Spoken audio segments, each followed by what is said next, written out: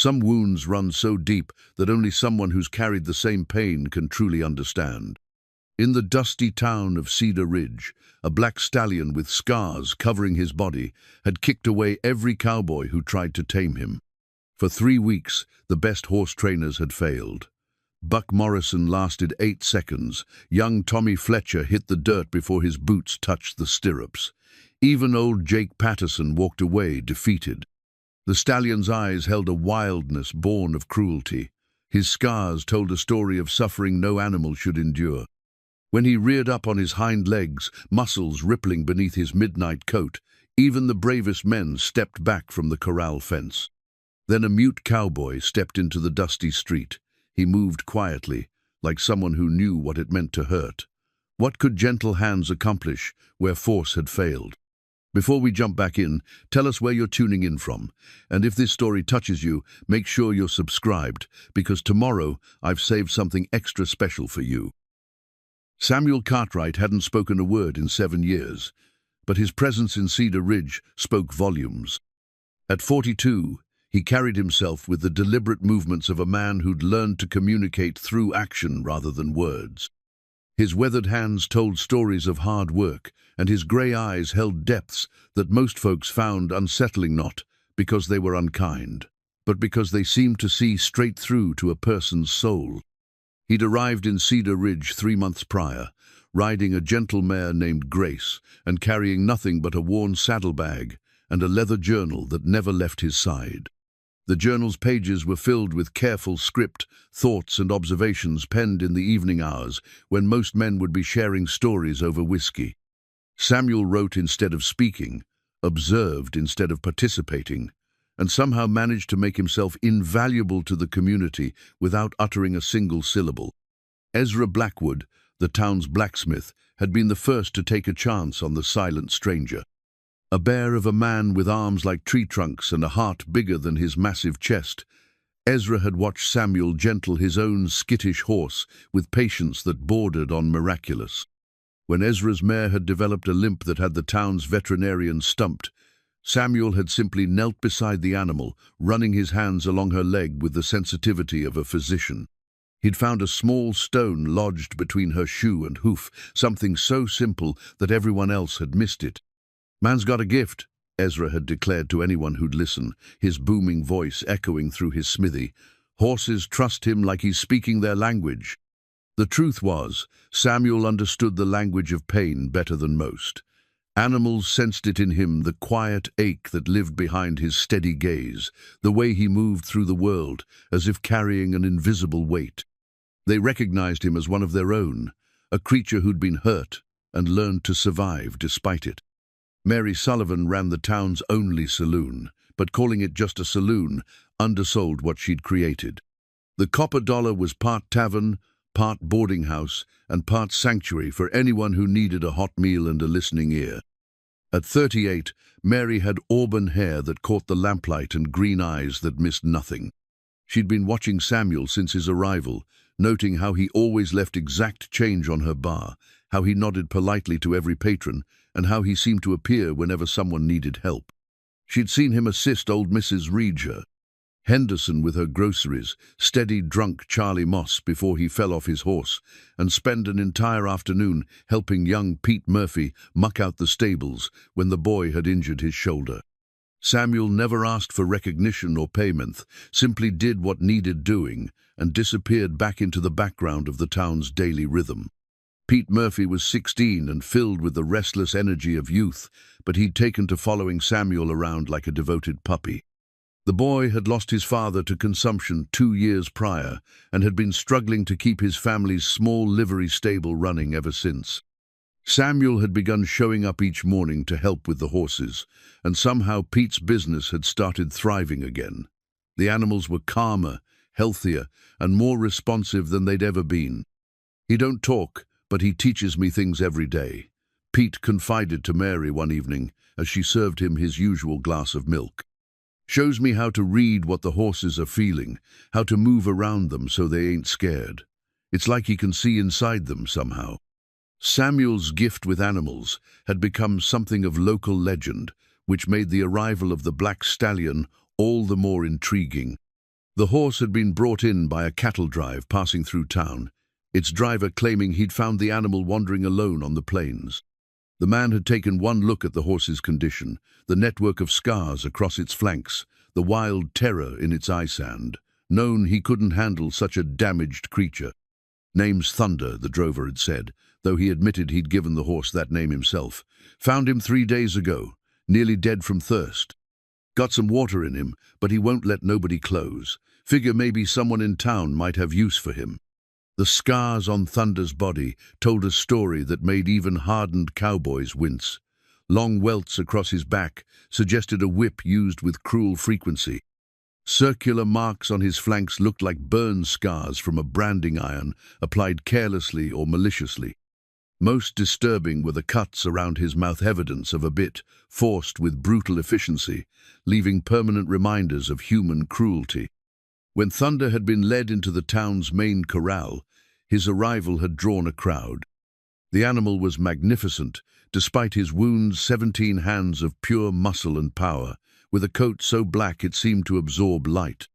His mane flowed like dark water, and when he moved, there was a grace that spoke of noble bloodlines. But his eyes held a fury that made grown men step backward. The townspeople had watched in fascination and horror, as one experienced cowboy after another had tried to approach the animal.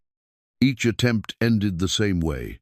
Thunder would tolerate the human's presence for a few moments, then explode into violent motion, hooves flashing and teeth bared, sending his would-be handler scrambling for safety. Buck Morrison had arrived from the neighboring town with his reputation preceding him. A man who'd broken horses for cattle barons across 3 states. Buck approached Thunder with the confidence of someone who'd never met an animal he couldn't handle. He'd lasted exactly 8 seconds, long enough to get a rope around Thunder's neck before the stallion had spun and launched him across the corral like a rag doll. Tommy Fletcher, barely 20 and eager to prove himself, had tried speed and agility. His plan had been to vault onto Thunder's back before the horse knew what was happening. Thunder had known exactly what was happening and had expressed his opinion by bucking Tommy into the dirt before the young man's feet had even cleared the ground. Old Jake Patterson had brought wisdom and patience to his attempt. At 65, Jake had gentled more wild horses than anyone in the territory, using methods passed down from his grandfather, who'd learned from Plains Indians. He'd spent 2 hours just standing near the corral, letting Thunder grow accustomed to his presence, speaking in low, soothing tones. When he'd finally entered the corral, moving with the slow deliberation of age and experience, Thunder had seemed almost calm. For nearly 10 minutes, Jake had stood in the center of the corral while Thunder circled him, snorting and pawing but not attacking. The crowd had begun to murmur that maybe the old-timer would succeed where others had failed. Then Jake had extended his hand, palm up, the traditional offering of peace between man and horse. Thunder's response had been swift and decisive. The stallion had charged not to strike but to intimidate, stopping just inches from Jake's face and screaming, a challenge that echoed off the surrounding buildings. Even Jake, with all his experience, had backed down from the raw fury in those dark eyes. "That horse has been broken in the worst possible way," Jake had told the gathered crowd afterward, his usually steady voice shaking slightly. "Someone did terrible things to him. He don't trust humans, and I can't say I blame him." Samuel had watched each attempt from the shadows, never moving closer to the crowd, but never looking away from Thunder. Something in the stallion's defiance called to him the way the animal stood alone in the center of the corral, magnificent and untouchable, carrying his pain like armor against a world that had shown him only cruelty. In his journal that night, Samuel had written, "Saw myself today in the eyes of a wounded horse. We are both creatures made dangerous by the kindness we cannot trust. But perhaps that is exactly why we might understand each other." The next morning, as the town stirred to life with the familiar sounds of merchants opening their shops and children running to school, Samuel stood at the corral fence with his journal tucked under his arm.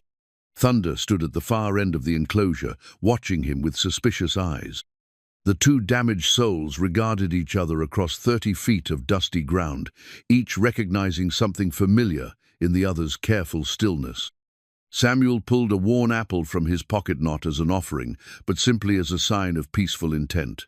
He placed it on the fence post and stepped back, making no move to approach.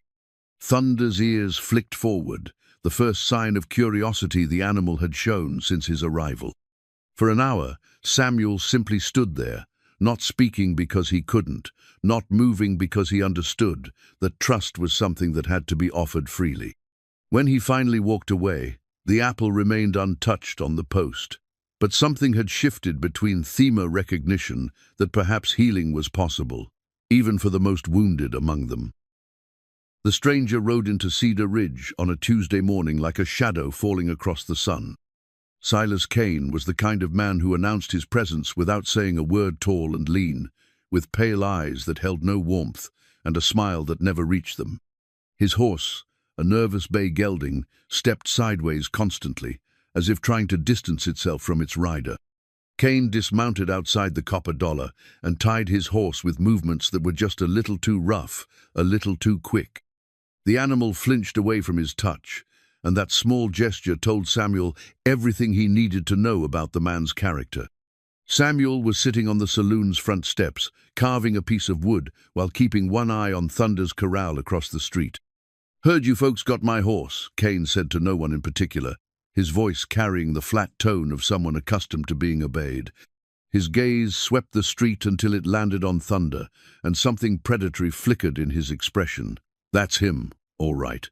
Black as sin and twice as stubborn." Mary emerged from the saloon, wiping her hands on her apron. She'd learned to read men quickly in her line of work, and everything about Kane set her teeth on edge. "That horse has been here 3 weeks," she said carefully.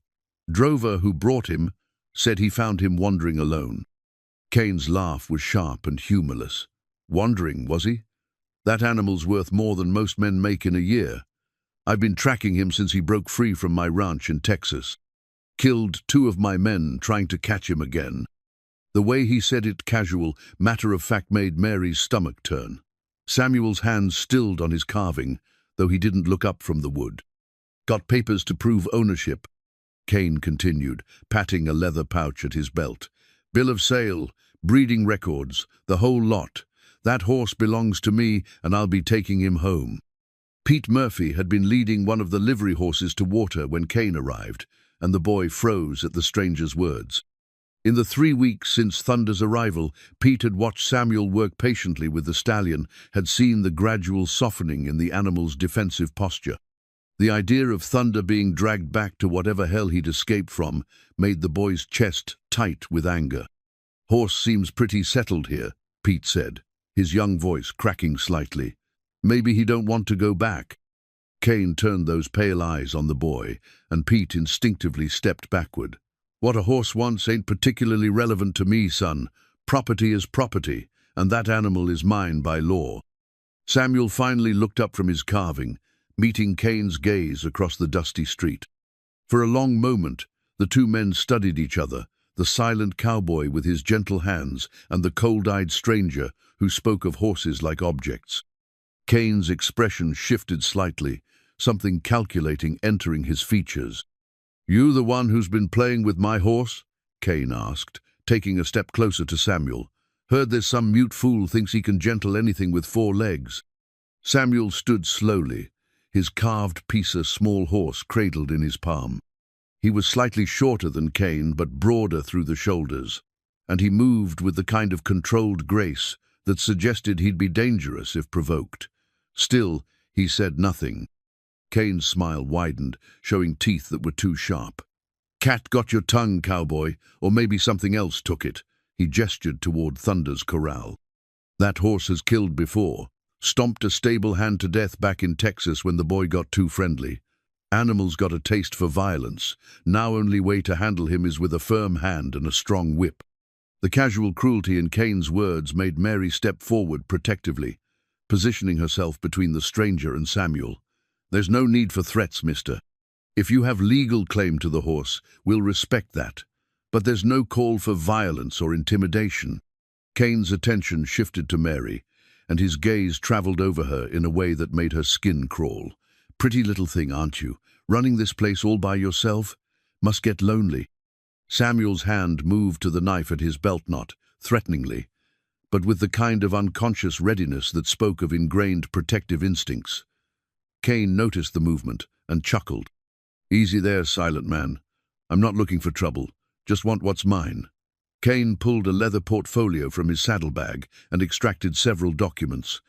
Bill of sale from the Brennan Ranch in Austin, breeding papers showing his bloodline, and this, he held up a cruel-looking bridle studded with metal spikes, his proper tack. "He's been trained to this particular bit, won't respond to anything else." Samuel's eyes fixed on the bridle, and his face went pale. The metal spikes were stained dark with old blood, and the leather showed wear patterns that spoke of violent struggle. This was an instrument of torture, not training, designed to cause pain with every movement of the horse's head. Mary gasped when she saw it. "That's barbaric. No wonder the poor animal doesn't trust people." "Effective," Cain corrected. "That horse was running wild with a herd of mustangs when I caught him. Took months to break his spirit proper. This bridle was the only thing that got through to him. He coiled the reins with practiced efficiency. Course, he's been running free for weeks now.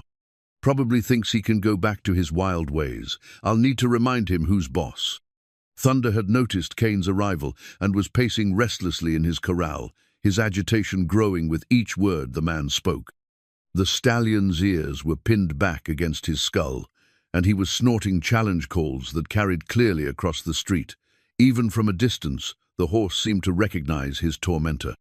Samuel watched Thunder's distress and felt an answering tension coil in his own chest. Over the past 3 weeks, he'd spent hours near the corral, never approaching directly but simply being present, allowing the horse to grow accustomed to his quiet companionship. He'd seen Thunder's defensive posture soften slightly, had watched the stallion's ears prick forward with curiosity instead of flattening with fear. Now, with Cain's arrival, all that progress was evaporating like morning dew under a harsh sun. "I'll be taking him today," Cain announced, folding his papers and tucking them back into his pouch.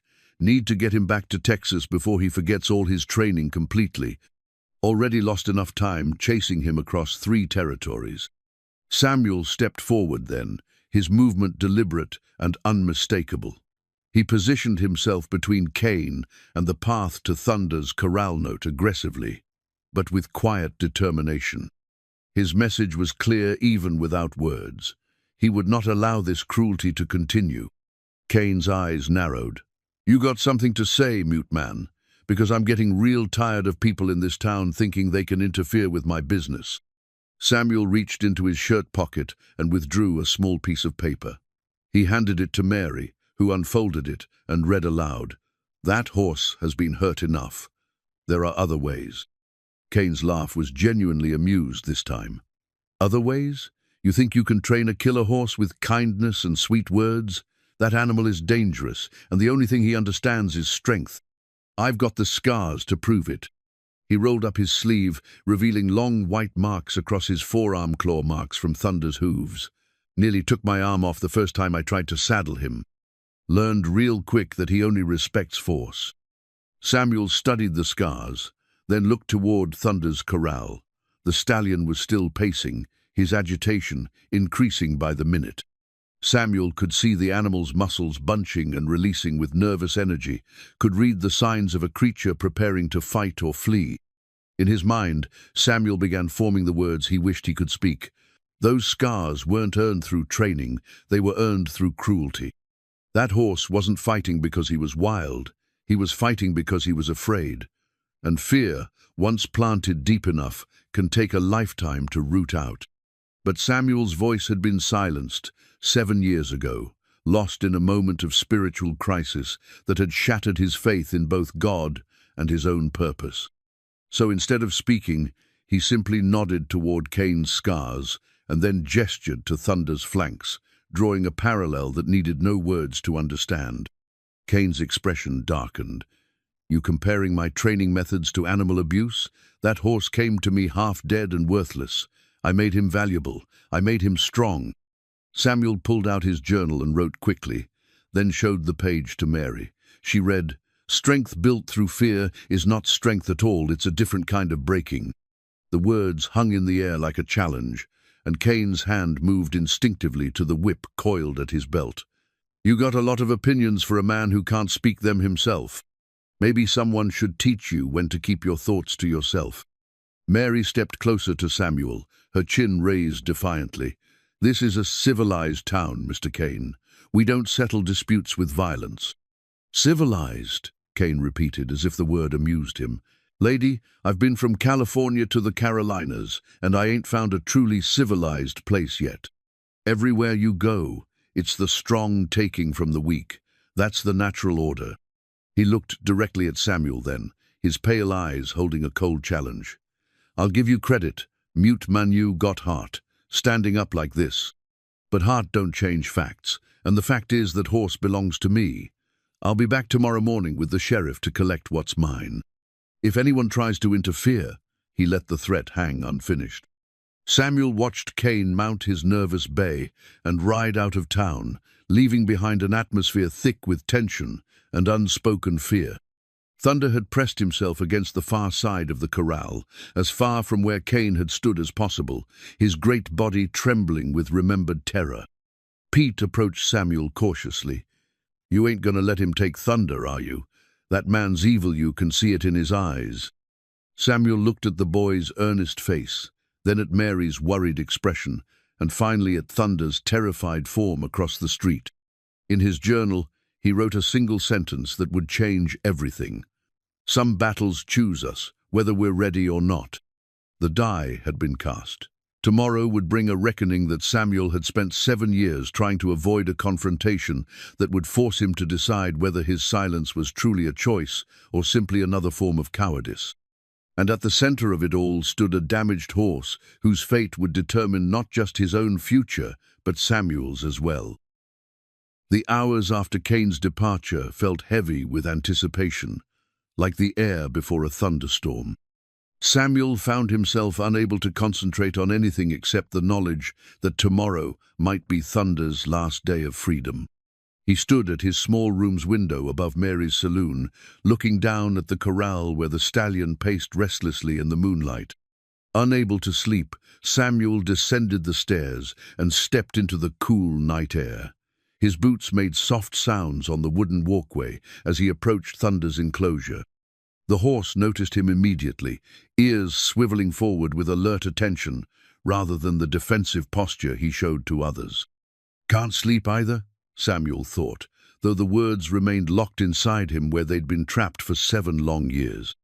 The silence that had claimed his voice wasn't born of injury or illness, it was a wound of the spirit that ran deeper than flesh. Samuel had been a preacher once, in a small church in Missouri, where he'd believed his words could heal hearts and guide souls towards salvation. He'd married his childhood sweetheart, Elizabeth, and they'd been blessed with a daughter, Sarah, whose laughter had filled their modest parsonage with joy. Samuel carried his father's Bible in his saddlebag, though he hadn't opened it since the night his world had collapsed. The leather cover was worn smooth from years of use, and the pages were filled with his father's careful annotations, a lifetime of faith, distilled into marginalia and underlined verses. It had been the most precious thing Samuel owned, once upon a time. The night he lost everything, Samuel had been away from home, called to a distant town to perform a wedding ceremony. The fire that claimed his church, his parsonage, and his family had started in the early hours of morning, a lantern knocked over by accident, according to the investigation. By the time Samuel returned, there was nothing left but ash and the kind of grief that devoured everything it touched. He'd stood in the ruins of his life, surrounded by well-meaning neighbors who offered condolences and platitudes about God's plan, and had felt his faith shatter like glass. The words that had once flowed from him, so easily words of comfort, hope, and divine love, had simply dried up, not just his voice, but his belief in the power of words themselves. For 3 days, Samuel had knelt in the ashes of his home, clutching his father's Bible and waiting for some sign, some voice from heaven that would explain why a loving God would allow such devastation. No voice had come.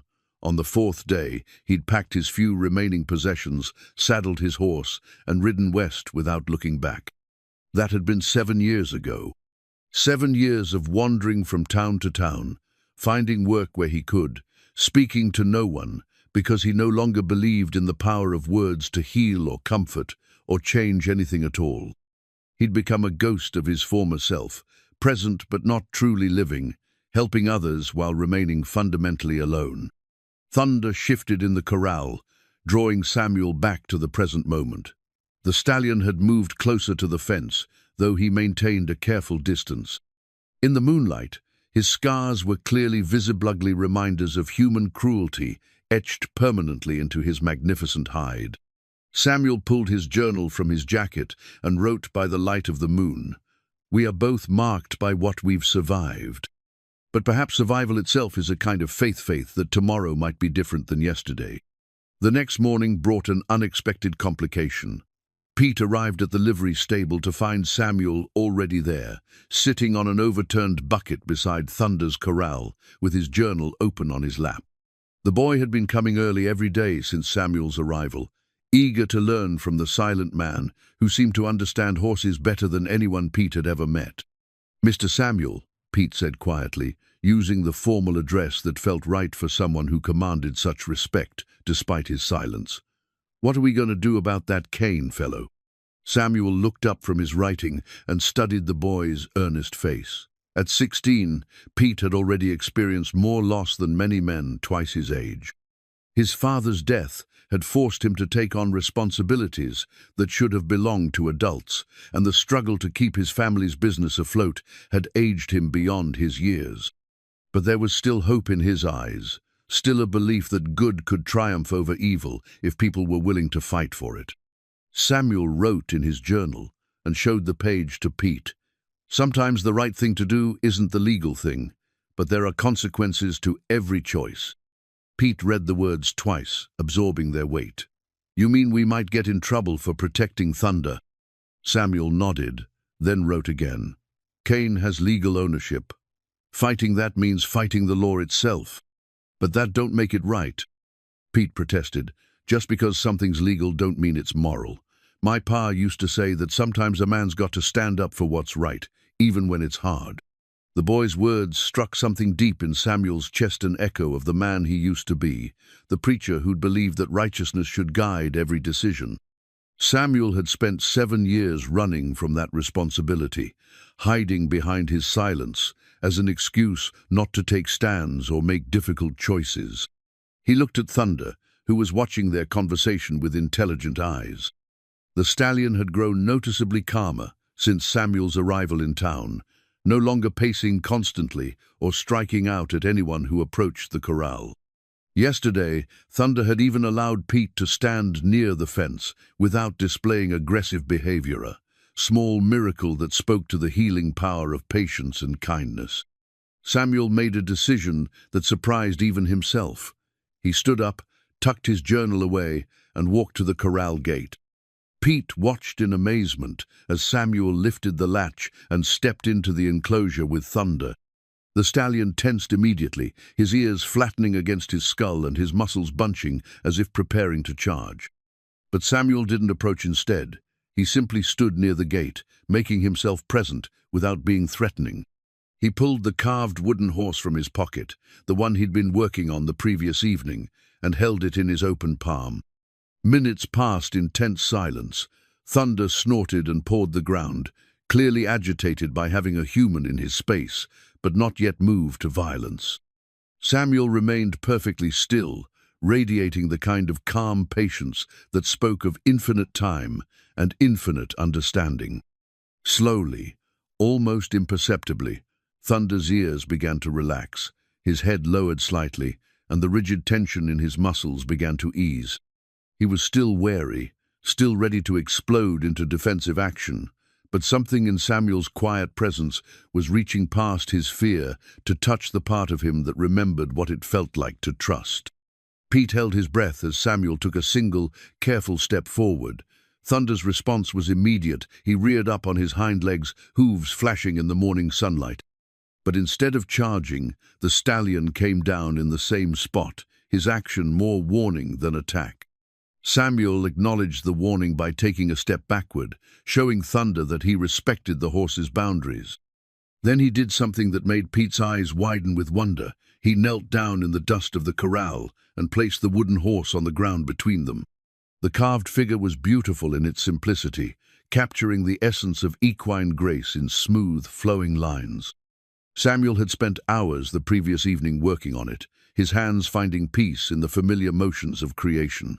Now he offered it as a gift, a token of respect from one survivor to another. Thunder stared at the wooden horse for a long moment, then at Samuel's kneeling form.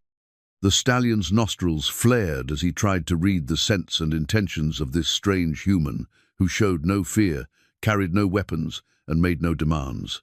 Gradually, curiosity began to overcome caution.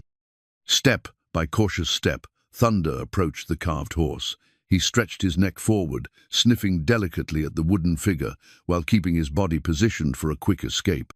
When he was satisfied that the object posed no threat, he lowered his great head until his muzzle was only inches from Samuel's hands.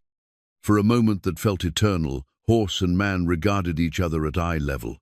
Samuel could see his own reflection in Thunder's dark eyes, could read the pain and wariness that mirrored his own emotional scars.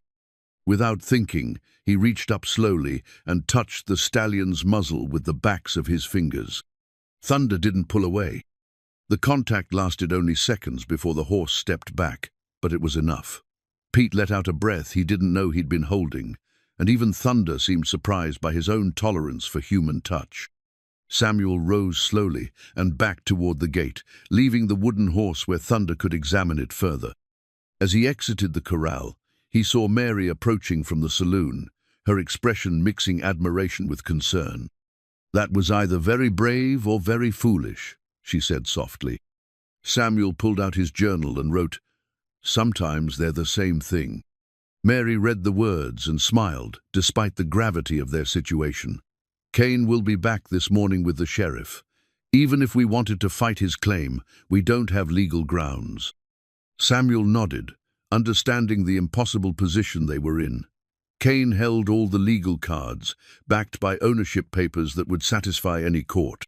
Fighting him would mean breaking the law, and Samuel had seen enough violence in his lifetime to know that such conflicts rarely ended well for anyone involved.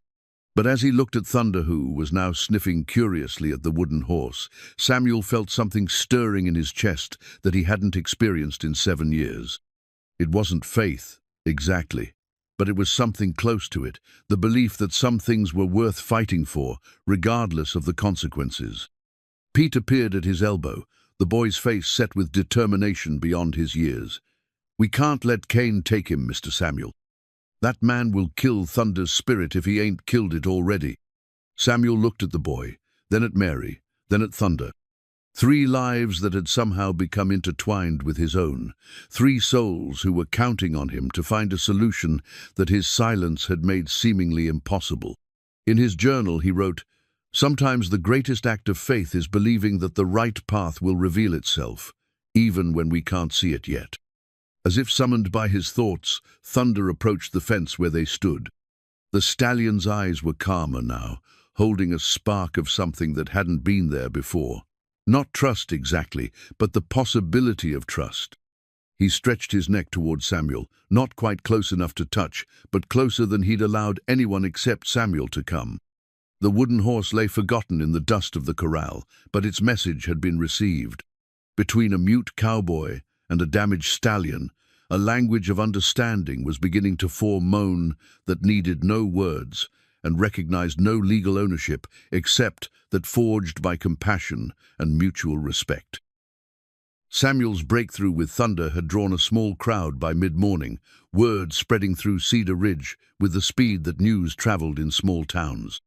Ezra had closed his smithy early to watch, his massive frame leaning against the corral fence as Samuel continued his patient work with the stallion. Mary brought coffee and stayed, and even Doc Harrison, the town's elderly physician, had wandered over to witness what he called the most interesting case of interspecies communication he'd seen in 40 years of practice. But the audience made Samuel uncomfortable. He'd grown used to working in solitude, finding peace in tasks that required no interaction with others. The weight of their expectations felt heavier than his silence, and he could see that Thunder was equally disturbed by the attention. The stallion's earlier calm was beginning to fracture under the pressure of so many watching eyes. Samuel wrote a quick note and handed it to Mary. "Too many people. He needs quiet." Mary understood immediately and began diplomatically encouraging the spectators to give them space. "Folks, let's let them work in peace. Samuel knows what he's doing."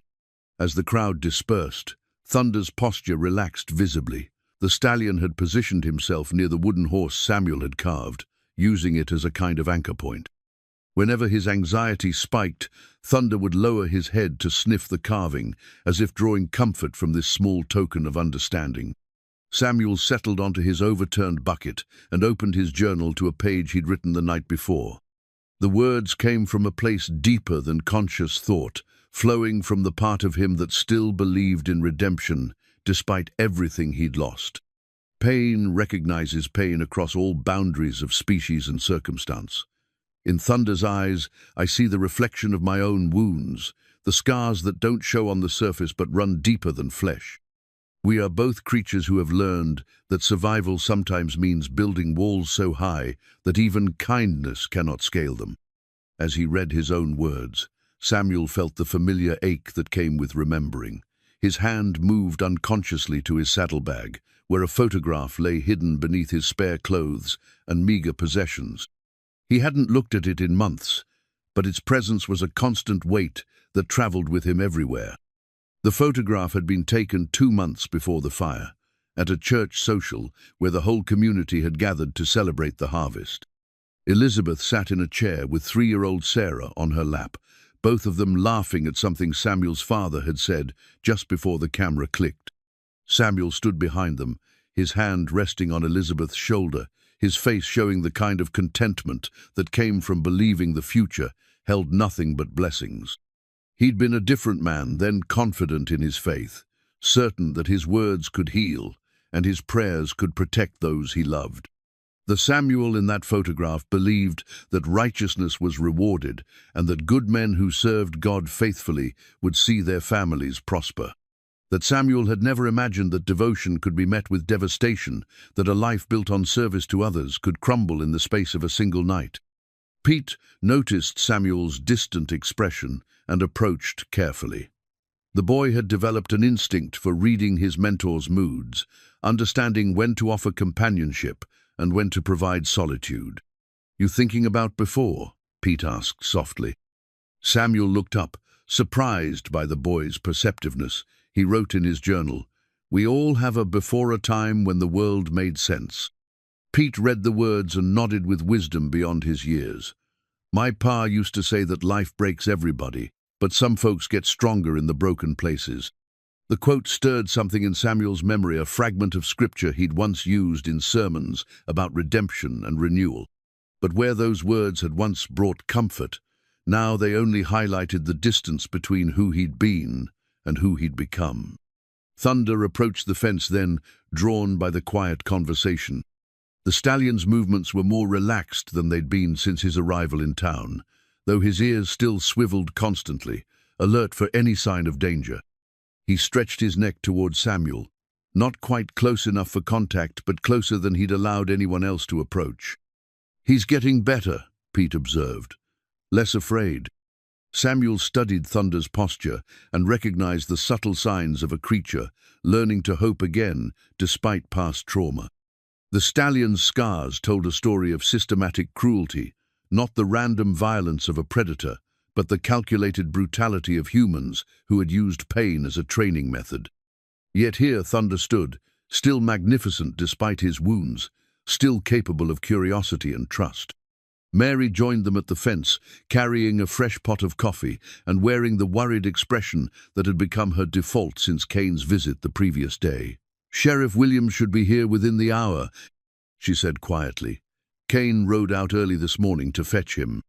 Samuel felt the familiar tightness in his chest that came with impending confrontation. For 7 years, he'd avoided situations that might require him to take a stand, to speak truth to power, to risk himself for others. His silence had become both shield and prison, protecting him from further loss while isolating him from meaningful connection. But Thunder represented something different, a chance to act without words, to make a difference through deed rather than declaration.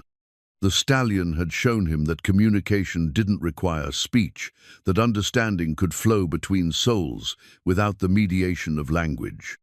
Samuel reached into his saddlebag and withdrew the photograph, handling it with the reverence reserved for sacred objects. Elizabeth's face smiled up at him across the years, and Sarah's laugh seemed to echo in the space between memory and regret. For the first time since their deaths, Samuel felt their presence not as accusation, but as encouragement, a reminder that love once given was never truly lost.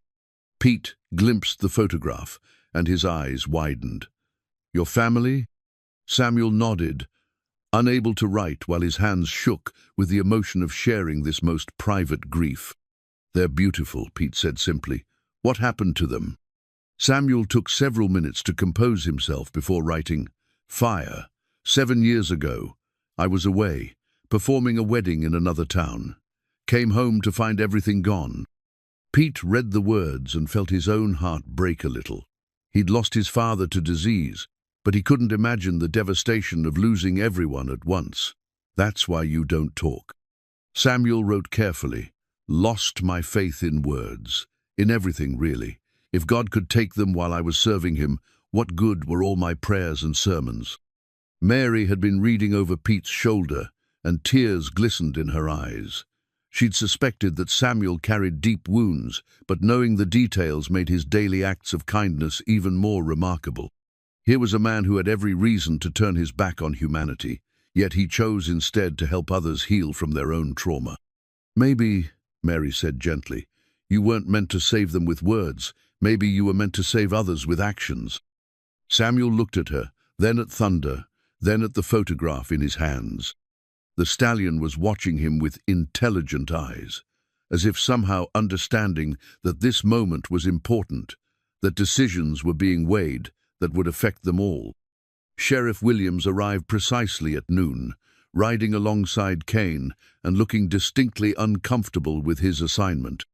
Tom Williams was a fair man who'd kept the peace in Cedar Ridge for 15 years, but he was also a man who followed the law even when it didn't align with his personal feelings. Kane's ownership papers were legally sound, which meant the sheriff had no choice but to enforce them. "Samuel," Sheriff Williams said, dismounting and approaching the corral, "I hear you've been working with this horse. That's good, shows he can be gentle, but I'm afraid Mr. Kane has rightful claim to the animal." Samuel stood and faced the sheriff, his journal clutched in his hands. He wrote quickly, "That man has tortured this horse. Look at the scars." Sheriff Williams read the note and sighed. "I can see the horse has been mistreated, Samuel, but that don't change the legal facts. Kane's got bills of sale and breeding papers that check out. My hands are tied." Kane smirked from his position near the fence. "Told you the law was on my side. Now step away from my property so I can collect what's mine." Thunder sensed the tension immediately and began pacing again, his earlier calm evaporating as Kane's presence brought back memories of pain and fear. The Stallion's distress was visible to everyone, present the way his ears flattened against his skull, how his muscles bunched with nervous energy, the way he kept as far from Kane as the corral would allow. Samuel made a decision that surprised everyone, including himself. He walked to the corral gate and stepped inside with Thunder, positioning himself between the Stallion and Kane. His message was clear. If Kane wanted the horse, he'd have to go through Samuel first. "Now, Samuel," Sheriff Williams said, his voice carrying a warning, "don't make this harder than it needs to be. I don't want to arrest you, but I will if you interfere with legal proceedings." Samuel pulled out his journal and wrote with steady hands, "Some things are worth the consequences." Pete read the words aloud, his young voice carrying clearly in the tense air. The simple statement seemed to crystallize everything Samuel had learned about courage in the past 24 hours, that real bravery wasn't the absence of fear, but the decision to act righteously despite it. Kane's patience was wearing thin. "Sheriff, I've got a legal right to my property. Are you going to enforce the law or not?" Before Sheriff Williams could respond, Thunder made a choice of his own. The stallion approached Samuel, and for the first time since his arrival in Cedar Ridge, deliberately placed his head against a human's shoulder. The gesture was unmistakable trust, acceptance, and perhaps even love flowing between two damaged souls who had found healing in each other's presence. The crowd that had gathered to watch the confrontation fell silent at the sight. Even Cain seemed momentarily taken aback by the obvious bond between horse and man. Here was proof that Thunder was capable of gentleness, that his violent reputation was born of mistreatment rather than inherent viciousness. Samuel rested his hand on Thunder's neck, feeling the stallion's steady heartbeat through his palm.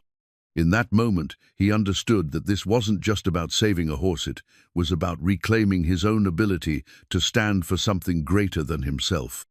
The silence that had protected him for 7 years had also diminished him, turning him into a passive observer of life rather than an active participant.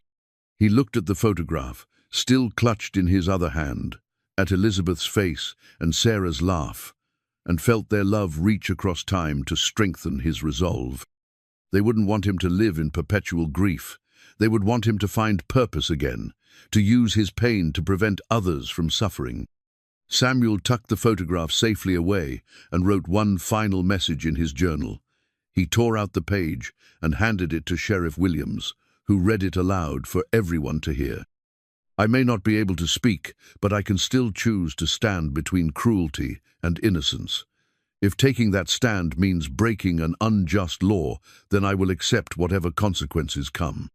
The words hung in the air like a challenge to every person present to examine their own moral courage. Samuel had thrown down a gauntlet that would force them all to choose between legal convenience and ethical obligation. Cain's face darkened with anger. "Sheriff, arrest this man for interfering with my rightful property. I want him in jail and my horse loaded for transport within the hour."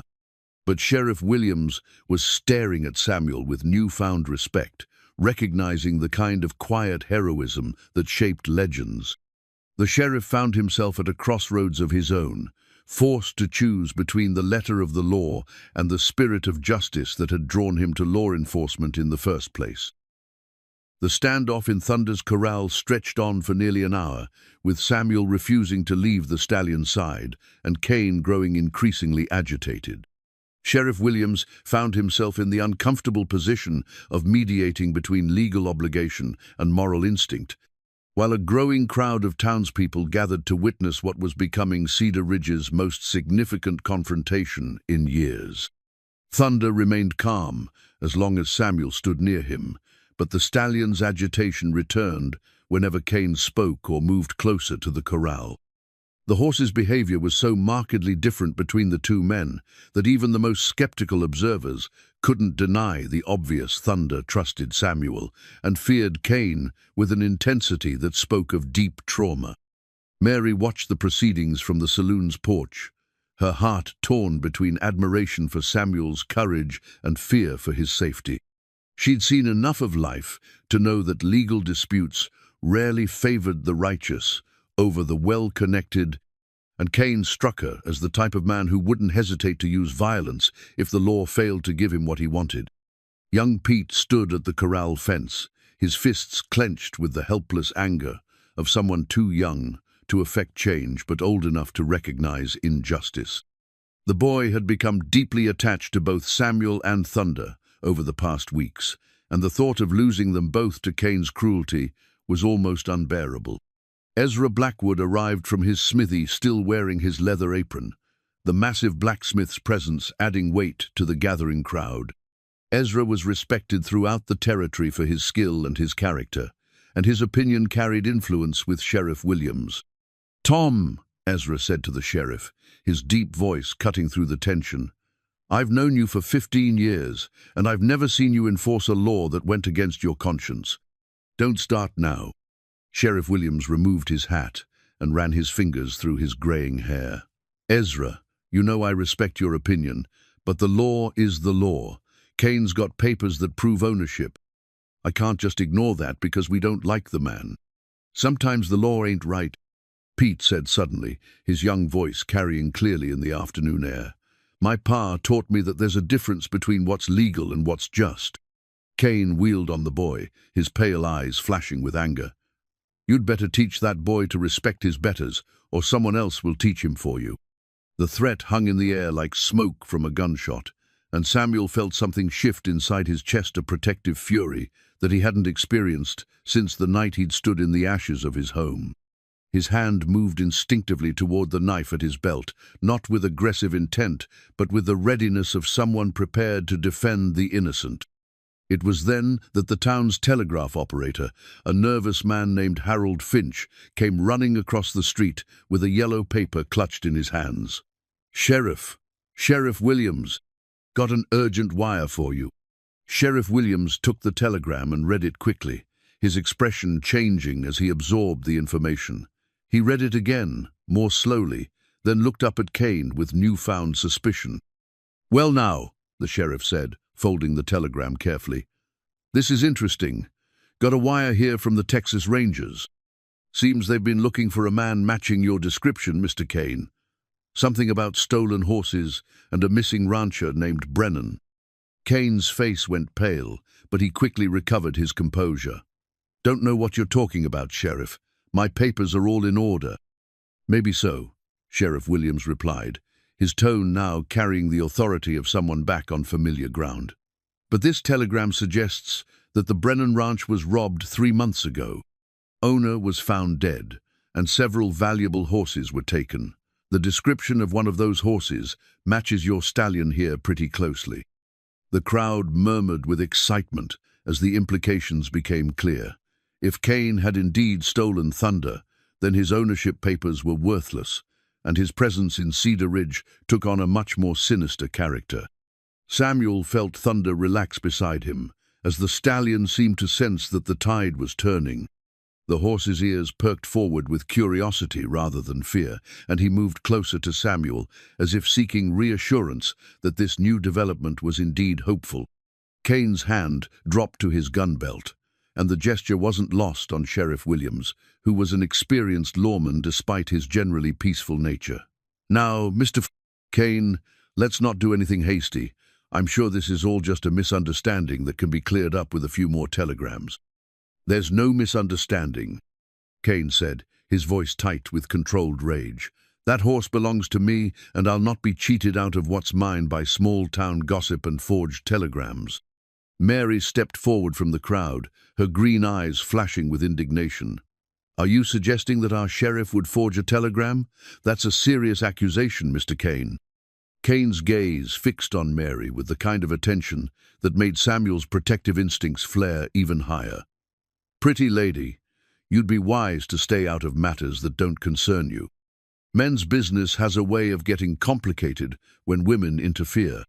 The threat was implicit but unmistakable, and it had the effect of galvanizing the entire crowd against Kane. Even the most law-abiding citizens of Cedar Ridge weren't about to tolerate threats against Mary, who was beloved by virtually everyone in town.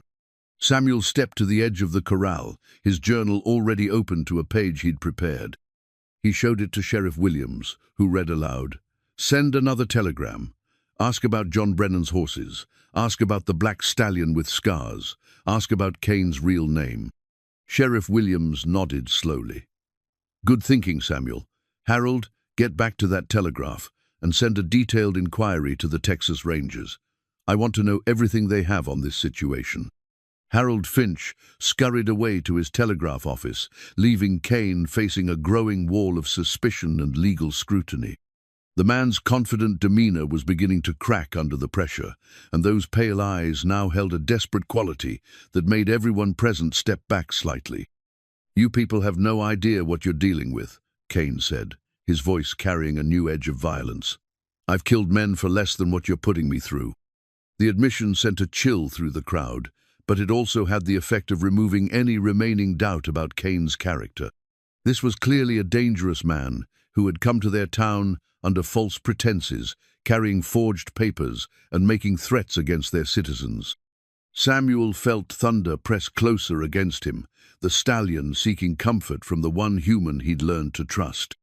The horse's behavior spoke louder than any words could hear, was an animal who had been systematically brutalized by Cain, who had learned to associate the man's presence with pain and fear. Pete had been quiet during the exchange, but now he stepped forward with the kind of courage that comes from righteous anger. "Mr. Cain, I think you should leave our town. Right now, before the sheriff gets more information that you probably don't want him to have." Cain turned his cold gaze on the boy, and for a moment the assembled crowd held its collective breath. The man's hand still rested on his gun, and his entire posture suggested someone balanced on the edge of violence. "Boy," Cain said slowly, "you got more mouth than sense. Maybe it's time someone taught you when to keep quiet." Samuel had heard enough.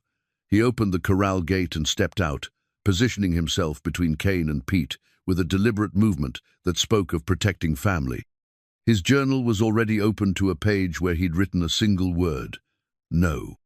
The simplicity of the message was more powerful than any lengthy speech could have been. Samuel stood there, silent but immovable, his body language conveying that any threat to Pete would have to go through him first. Mary joined them, moving to stand beside Samuel in a show of solidarity that wasn't lost on anyone present. "Mr. Cain, I think you'll find that the people of Cedar Ridge look after their own." Ezra stepped forward as well, his massive frame casting a shadow over Cain. "Might be best if you waited for those telegrams somewhere else. The Silver Dollar in the next town over has rooms for rent." One by one, the other townspeople began moving closer, creating a wall of human solidarity that transformed the confrontation from a legal dispute into a moral referendum. Cain found himself facing not just Samuel and Sheriff Williams, but an entire community that had chosen to stand together against injustice. Thunder seemed to sense the shift in dynamics and let out a sound that was part whinny, part challenged the voice of a creature who had learned that sometimes others would fight on his behalf, that he wasn't alone in his suffering. Cain's eyes swept the crowd, calculating odds and assessing threats. He was clearly a man accustomed to getting his way through intimidation and legal manipulation, but he was also intelligent enough to recognize when a situation had moved beyond his control. "This isn't over," he said finally, backing toward his horse. "I'll be back with proper authority and enough men to settle this matter permanently." As Cain mounted and rode out of town, Samuel felt Thunder relax completely for the first time since the stallion's arrival. The horse lowered his head and breathed out slowly, as if releasing weeks of accumulated tension. Sheriff Williams approached Samuel and spoke quietly. "You did a brave thing here today, Samuel. Win or lose, you stood up for what was right."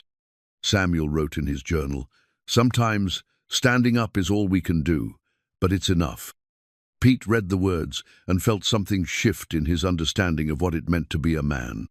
He'd witnessed courage today, not the flashy bravery of gunfighters and heroes, but the quiet determination of ordinary people choosing to do extraordinary things. As the crowd began to disperse, Mary lingered beside Samuel at the corral fence. Thunder approached them both, no longer the terrified, aggressive animal who had arrived weeks earlier, but a creature beginning to remember what it felt like to trust. "What happens now?" Mary asked. Samuel wrote, "We wait for the truth, and we hope it's enough." In the distance, Harold Finch could be seen hunched over his telegraph key, sending urgent messages that would determine not just Thunder's fate, but Samuel's as well. The next few hours would reveal whether justice could triumph over legal technicalities, whether a community's moral courage could overcome one man's documented claim to ownership. But for now, in the quiet afternoon light of Cedar Ridge, a mute cowboy and a healing horse stood together in peaceful understanding, surrounded by people who had chosen to believe that some things were worth fighting for, regardless of the cost. The telegram replies began arriving within 2 hours, each message adding another layer to the picture of Silas Cain's true nature. Harold Finch ran back and forth between his telegraph office and the sheriff's station, his face growing more grave with each yellow slip of paper he delivered. Sheriff Williams read the telegrams aloud to the assembled group in his office. Samuel, Mary, Pete, and Ezra had become an unofficial council of war, united by their shared determination to protect Thunder and see justice done. First one's from the Texas Rangers headquarters in Austin, Sheriff Williams began. Says here that John Brennan was found dead on his ranch 3 months ago, shot twice in the back. Several valuable horses were missing, including a black stallion with distinctive scarring patterns. The lead suspect is a man calling himself Silas Kane, real name suspected to be Silas Cordwainer, wanted for horse theft and murder across 3 states. Pete let out a low whistle. So Kane's not just a horse thief, he's a killer. Gets worse, Sheriff Williams continued, reading from the second telegram. This one's from the sheriff in Millerville, Texas. Says Cordwainer was seen there 2 months ago, gambling in the local saloon, caught using loaded dice but escaped before they could arrest him. Left behind a bag of personal effects that included bills of sale for horses matching Brennan's stolen stock. Samuel wrote in his journal, "The papers he showed us, they're for stolen horses." Mary shuddered. To think that man was standing right here in our town, threatening us all. Ezra's massive hands clenched into fists. Should have known something was wrong when that horse reacted to him the way he did. Animals got better instincts about people than most folks do. The third telegram provided the final piece of the puzzle. Sheriff Williams's voice grew grim as he read, "This one's from Fort Worth. Silas Cordwainer, suspected in deaths of at least 6 men across Texas and Oklahoma, uses various aliases, including Silas Kane, known to carry loaded dice as good luck charm, considered extremely dangerous. Approach with caution and request assistance if located." The room fell silent as the implications sank in. Kane wasn't just a cruel horse owner or even a simple thief. He was a multiple murderer who had come to their peaceful town carrying forged papers and making claims on property stolen from a dead man. Samuel felt a chill run down his spine as he remembered Kane's threats against Pete and Mary. The man's casual references to violence hadn't been idle boasting. They had been the words of someone with extensive experience in killing. Pete broke the silence with a question that had been haunting all of them. "You think he'll come back?" Sheriff Williams folded the telegrams and tucked them into his desk drawer. "Man like that doesn't give up easy, especially when he thinks he's got a legal claim to valuable property. He'll be back probably with hired guns." "How long do we have?" Mary asked. "Hard to say. Could be days, could be weeks. Depends on how much he wants that horse and how much help he can rustle up." Samuel wrote, "Thunder isn't just valuable, he's evidence. If the Rangers get him, they can prove Kane stole Brennan's horses." Sheriff Williams nodded grimly. "Exactly. That horse is the key to hanging Cordwainer for murder. He can't afford to let us keep Thunder, and he can't afford to let the Rangers get their hands on him either." The realization that they were all now in mortal danger settled over the group like a shroud. They had stumbled into something much larger and more dangerous than a simple dispute over horse ownership. They were now the only thing standing between a multiple murderer and his freedom. Over the following days, life in Cedar Ridge took on a tense, watchful quality. Sheriff Williams sent for additional help from the territorial marshal, but response times in the frontier were measured in weeks rather than days. The town would have to protect itself until official reinforcements arrived. Samuel found himself spending every waking moment with Thunder, partly to continue the stallion's healing process, but mostly because he couldn't bear the thought of Kane returning to reclaim his property. The bond between man and horse had deepened beyond anything Samuel had thought possible, transcending the boundaries of species to become something approaching spiritual communion. Thunder had begun responding to Samuel's presence with obvious joy, nickering softly when he saw him approaching and following him around the corral like a massive, scarred shadow. The stallion would rest his head on Samuel's shoulder while Samuel wrote in his journal, and the two would stand together in comfortable silence that needed no words to bridge. Pete had become Samuel's constant companion as well, the boy's natural curiosity and eagerness to learn making him an ideal student for Samuel's patient teaching methods. Through gestures, demonstrations, and carefully written notes, Samuel taught Pete to read the subtle signs of equine behavior, how a horse's ears communicated mood, how their posture revealed comfort or anxiety, how trust could be built through consistency and respect rather than dominance and fear. It's like learning a whole new language. Pete confided to Mary one evening as they watched Samuel work with Thunder.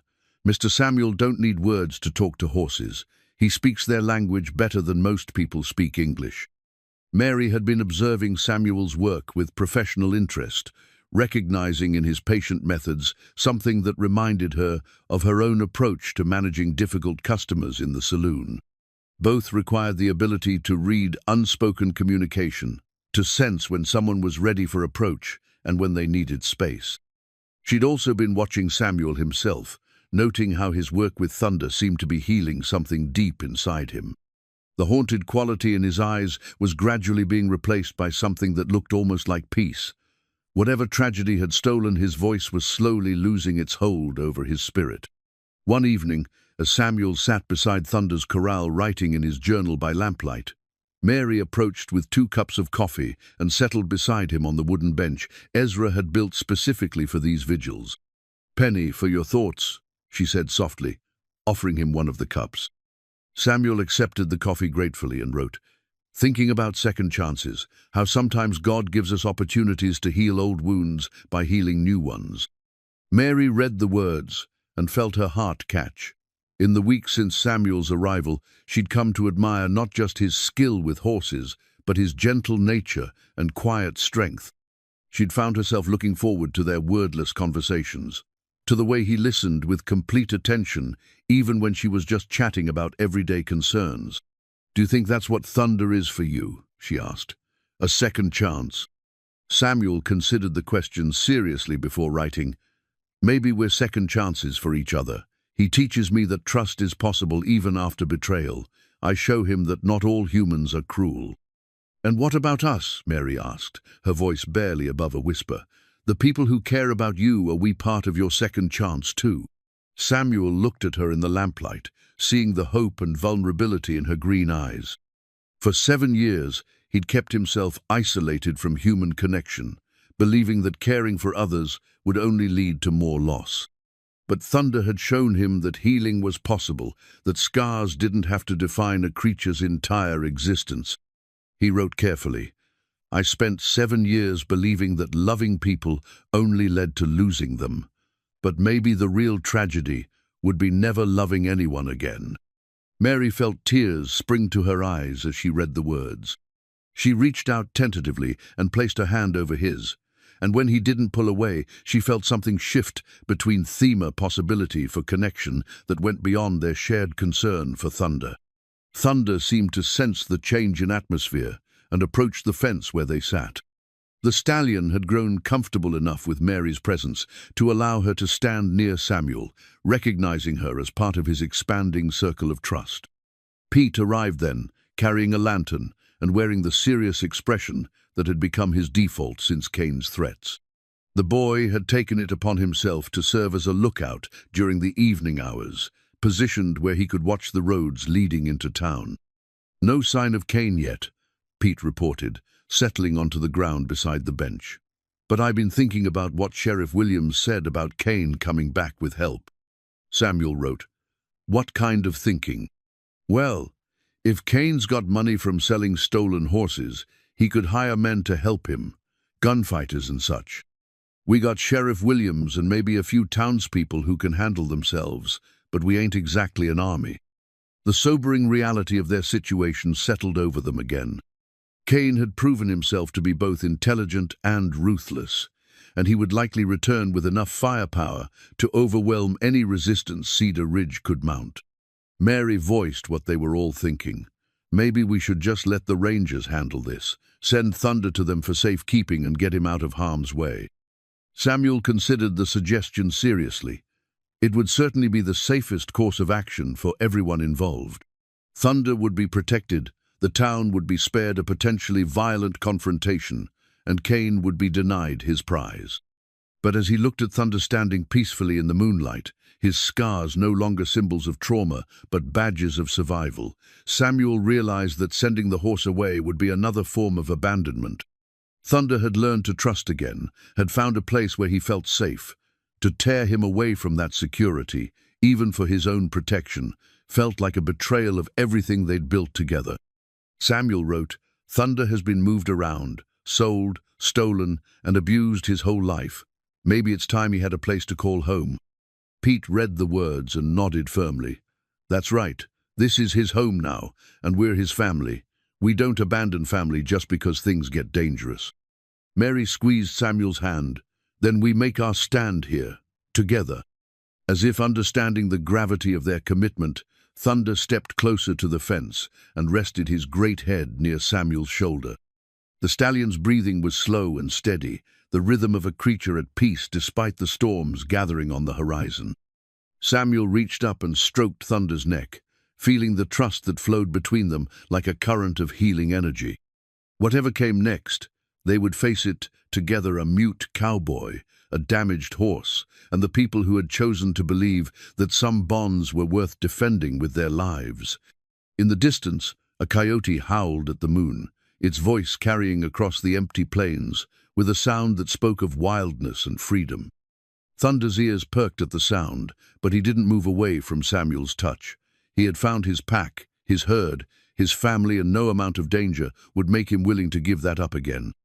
The loaded dice in Kane's pocket might give him an advantage in games of chance, but he had miscalculated the odds when he'd threatened the people of Cedar Ridge.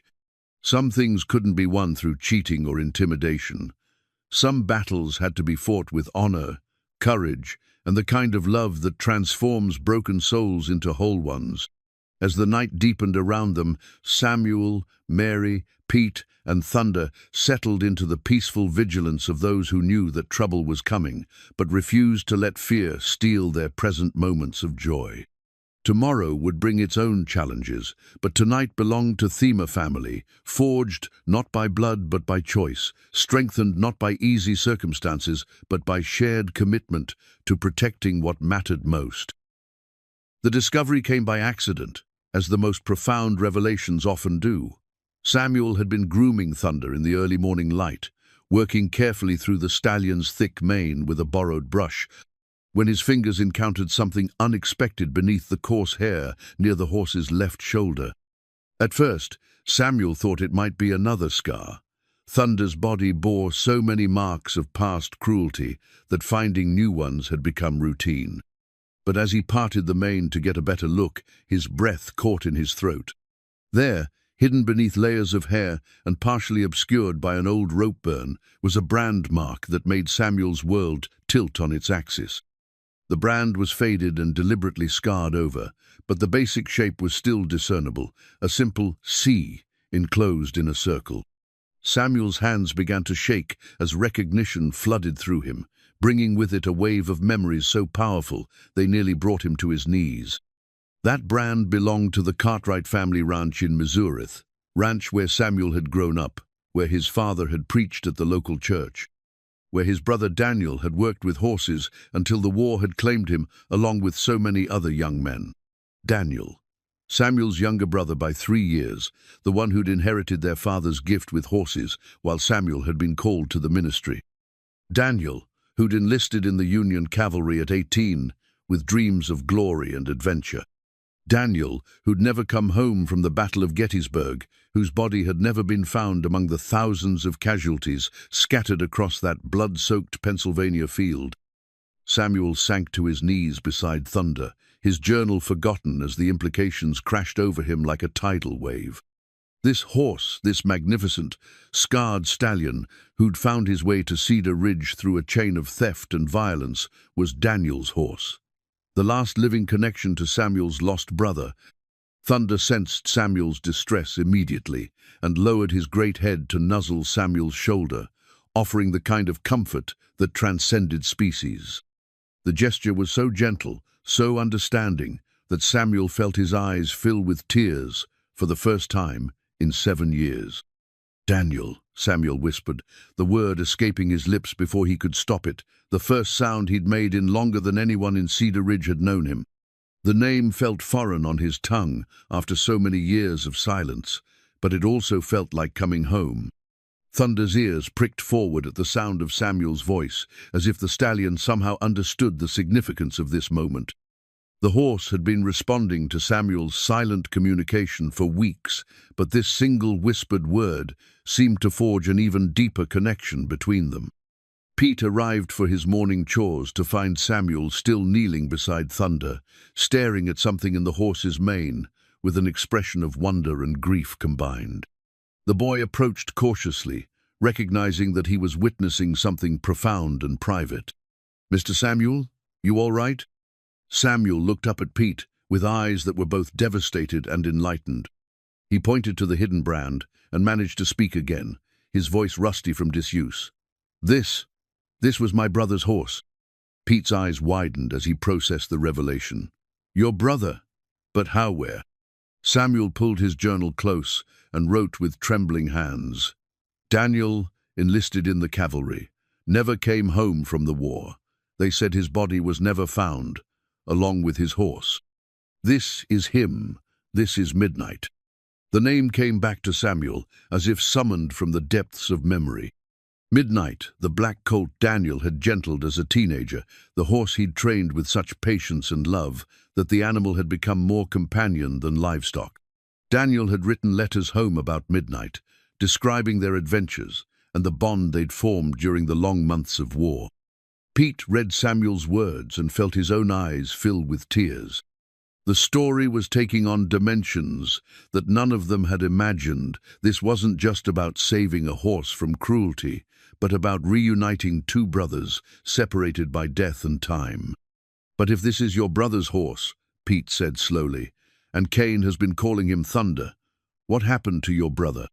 Samuel's face darkened as he considered the question. If Midnight was here, bearing Cain's forged ownership papers, then something terrible had happened to Daniel. The horse couldn't have simply wandered away from the battlefield. Someone had taken him, and that someone might well have been Cain or one of his associates. Mary arrived then, drawn by the unusual sight of Samuel, and Pete huddled together in intense conversation. She could see immediately that something momentous had occurred. Samuel's entire posture spoke of a man who'd received earth-shaking news. "What's happened?" she asked softly. Samuel showed her his journal entry about the brand and about Daniel. Mary read the words twice, absorbing their significance, then looked at Thunder with new understanding. "So Cain didn't just steal any horse," she said. "He stole your brother's horse, and if your brother never came home from the war..." Samuel nodded grimly. The implication was clear Cain or his associates had likely encountered Daniel on or near the battlefield, had killed him for his horse, and had been passing Midnight off as stolen property ever since. The ownership papers Cain carried weren't just forged documents. They were evidence of murder disguised as legitimate transactions. Thunder Midnight seemed to sense the gravity of the conversation swirling around him. The stallion moved closer to Samuel, pressing his muzzle against Samuel's chest in a gesture that spoke of recognition that went beyond learned behavior. Perhaps some part of the horse remembered Daniel's scent on Samuel's clothes, some genetic similarity that marked them as family. Samuel reached up and scratched behind Midnight's ears, in exactly the spot Daniel had described in his letters as the horse's favorite. Midnight's response was immediate and unmistakable. He leaned into the touch with obvious pleasure, his eyes half closing in contentment. This was a gesture learned years ago, a specific form of affection that Daniel had taught his beloved horse. "He remembers," Samuel whispered, his voice growing stronger with each word. "He remembers Daniel." The revelation brought both comfort and anguish. Samuel finally knew what had happened to his brother. Daniel had died in service to his country, probably defending Midnight from thieves who saw only the horse's value rather than the bond between soldier and mount. But Daniel's death had been meaningless, his sacrifice reduced to a business transaction by men who trafficked in stolen lives. Pete broke the emotional silence with a practical question. "What do we do now? Kane's gonna come back for him, and if he's been carrying forged papers all this time. Samuel stood slowly, his hand still resting on Midnight's neck. When he spoke, his voice carried a new quality, not just sound, but purpose. "Kane killed my brother," Samuel said, each word deliberate and weighted with years of suppressed grief. "He stole Daniel's horse and forged papers to sell him. He's been profiting from my brother's murder for years." Mary felt a chill run down her spine at the cold fury in Samuel's voice. She'd witnessed his transformation from silence to speech, but this was something more, the awakening of a man who'd found a cause worth fighting for. "The Rangers need to know about this," she said, "if we can prove that Kane murdered your brother." "How?" Pete interrupted. "Mr. Samuel's word against Kane's? We got no proof that his brother ever owned this horse except for a brand that could mean anything." Samuel reached into his saddlebag and withdrew a small leather pouch he'd carried, but never opened in all his years of wandering. Inside was Daniel's last letter home, written just weeks before the battle where he'd disappeared. Samuel had read it so many times that he'd memorized every word, but he'd been unable to bear looking at Daniel's handwriting since receiving news of his death.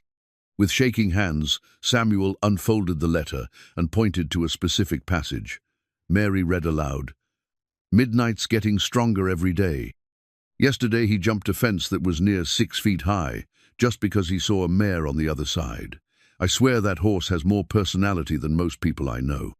He's got this funny habit of nudging my pocket when he wants sugar, and he always sleeps standing up unless there's danger. Then he lies down so he can get up fast if we need to run." Samuel looked at Midnight and reached toward his shirt pocket. The horse's response was immediate. He nudged Samuel's pocket gently, exactly as Daniel had described. It was a small gesture, but it carried the weight of absolute proof. "Test him," Samuel said to Pete. "Lie down near him and see what he does." Pete looked uncertain but followed Samuel's instructions, stretching out on the ground near Midnight's feet. The stallion's reaction was swift and protective. He moved to stand over Pete, his body positioning, creating a defensive barrier, while he remained alert for any approaching danger. The behavior was exactly what Daniel had described in his letter, Midnight's instinct to protect anyone who made themselves vulnerable in his presence. It was a trait that Daniel had encouraged and praised, turning it into a reliable behavior that no other horse would naturally exhibit. Mary's eyes filled with tears as she witnessed the demonstration. "He's been carrying your brother's memory all this time." Samuel nodded, feeling a complex mixture of grief and gratitude. Midnight represented the last piece of Daniel's life, the final connection to the brother he'd lost and mourned for so many years. But the horse also represented something more, evidence of Kane's crimes and perhaps the key to bringing the killer to justice. "Kane will come back," Samuel said, his voice now steady and determined. "And when he does, we'll be ready for him. This isn't just about protecting Midnight anymore. It's about making Kane pay for what he did to Daniel." Pete stood up and brushed the dust from his clothes, his young face set with resolve. "What do you need us to do?" Samuel looked at his unlikely family, Mary with her fierce loyalty, Pete with his eager courage, and Midnight with his patient strength. For the first time in 7 years, Samuel felt like he had something worth fighting for, something that connected him to his past, while pointing toward a future filled with purpose.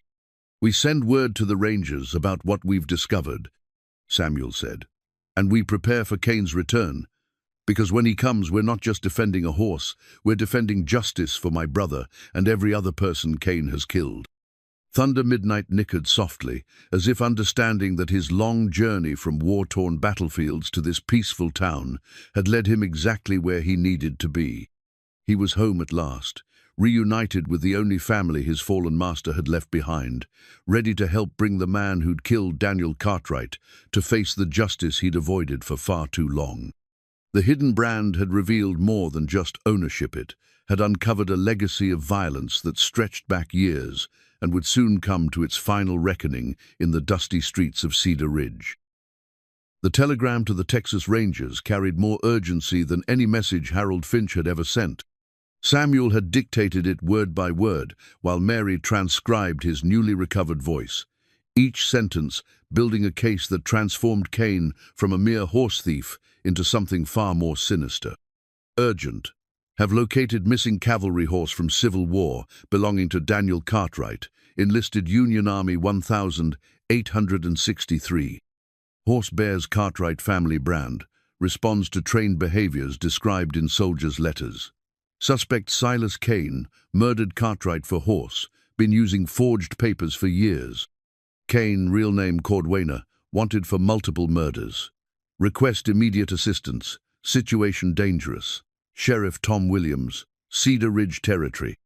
Within hours, the response crackled back across the telegraph wires. Assistance en route, U.S. Marshal Davidson departing Fort Smith with 3 deputies. Estimated arrival 5 days. Maintain surveillance on suspect, but do not engage. Cordwainer, extremely dangerous. Protect evidence at all costs. 5 days. Samuel read the telegram with a mixture of relief and anxiety. Help was coming, but Kane could return at any time with hired guns and overwhelming force. The town would have to hold out until the federal marshals arrived, protecting both Midnight and the evidence that could finally bring Daniel's killer to justice.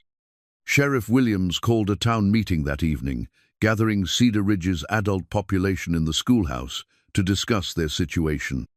The room buzzed with nervous energy as Williams explained what they were facing, not just a dispute over stolen property, but a confrontation with a multiple murderer who had everything to lose. "Folks," Williams began, his voice carrying the weight of his 15 years in law enforcement, "I won't lie to you. We're in a dangerous situation. Kane's got resources and experience we can't match, but we've got something he doesn't. We've got a community that looks after its own." Ezra Blackwood stood up, his massive frame commanding attention. "What do you need from us, Tom?" "Organization," Williams replied. "We need lookouts on all the roads leading into town. We need the women and children ready to take shelter if shooting starts. And we need every man who can handle a rifle ready to defend our home." Samuel listened to the planning with growing appreciation for the courage of these ordinary people. None of them were professional fighters, but they were willing to risk everything to protect what they believed was right. It reminded him of the biblical stories his father used to tell ordinary people called to extraordinary acts of faith. Old Doc Harrison raised his hand. "What about the horse? If Kane's really after him as evidence, maybe we should move him somewhere safer." "Where?" Mary asked. "Kane knows this territory, and we don't know who else might be working with him. Midnight's safest here, where we can protect him." Samuel stood slowly, feeling the weight of every eye in the room. When he spoke, his voice carried clearly in the hushed spacer sound that many of them were hearing for the first time. "Midnight isn't just evidence," Samuel said. "He's family. My brother died protecting him, and I'll die before I let Kane take him again." The simple declaration sent a ripple of determination through the crowd. Here was a man who'd found his voice to defend his family's honor, and his courage became contagious. Pete Murphy stood next to Samuel, his young face set with resolve. "I'll help guard him. Mr. Samuel taught me how to handle horses, and I know Midnight trusts me." One by one, other voices joined the chorus of commitment. Mary volunteered to coordinate supplies and communication. Ezra offered to forge additional weapons and fortify strategic positions. Even Mrs. Henderson, the 70-year-old widow who ran the general store, declared her intention to contribute by preparing food for the defenders.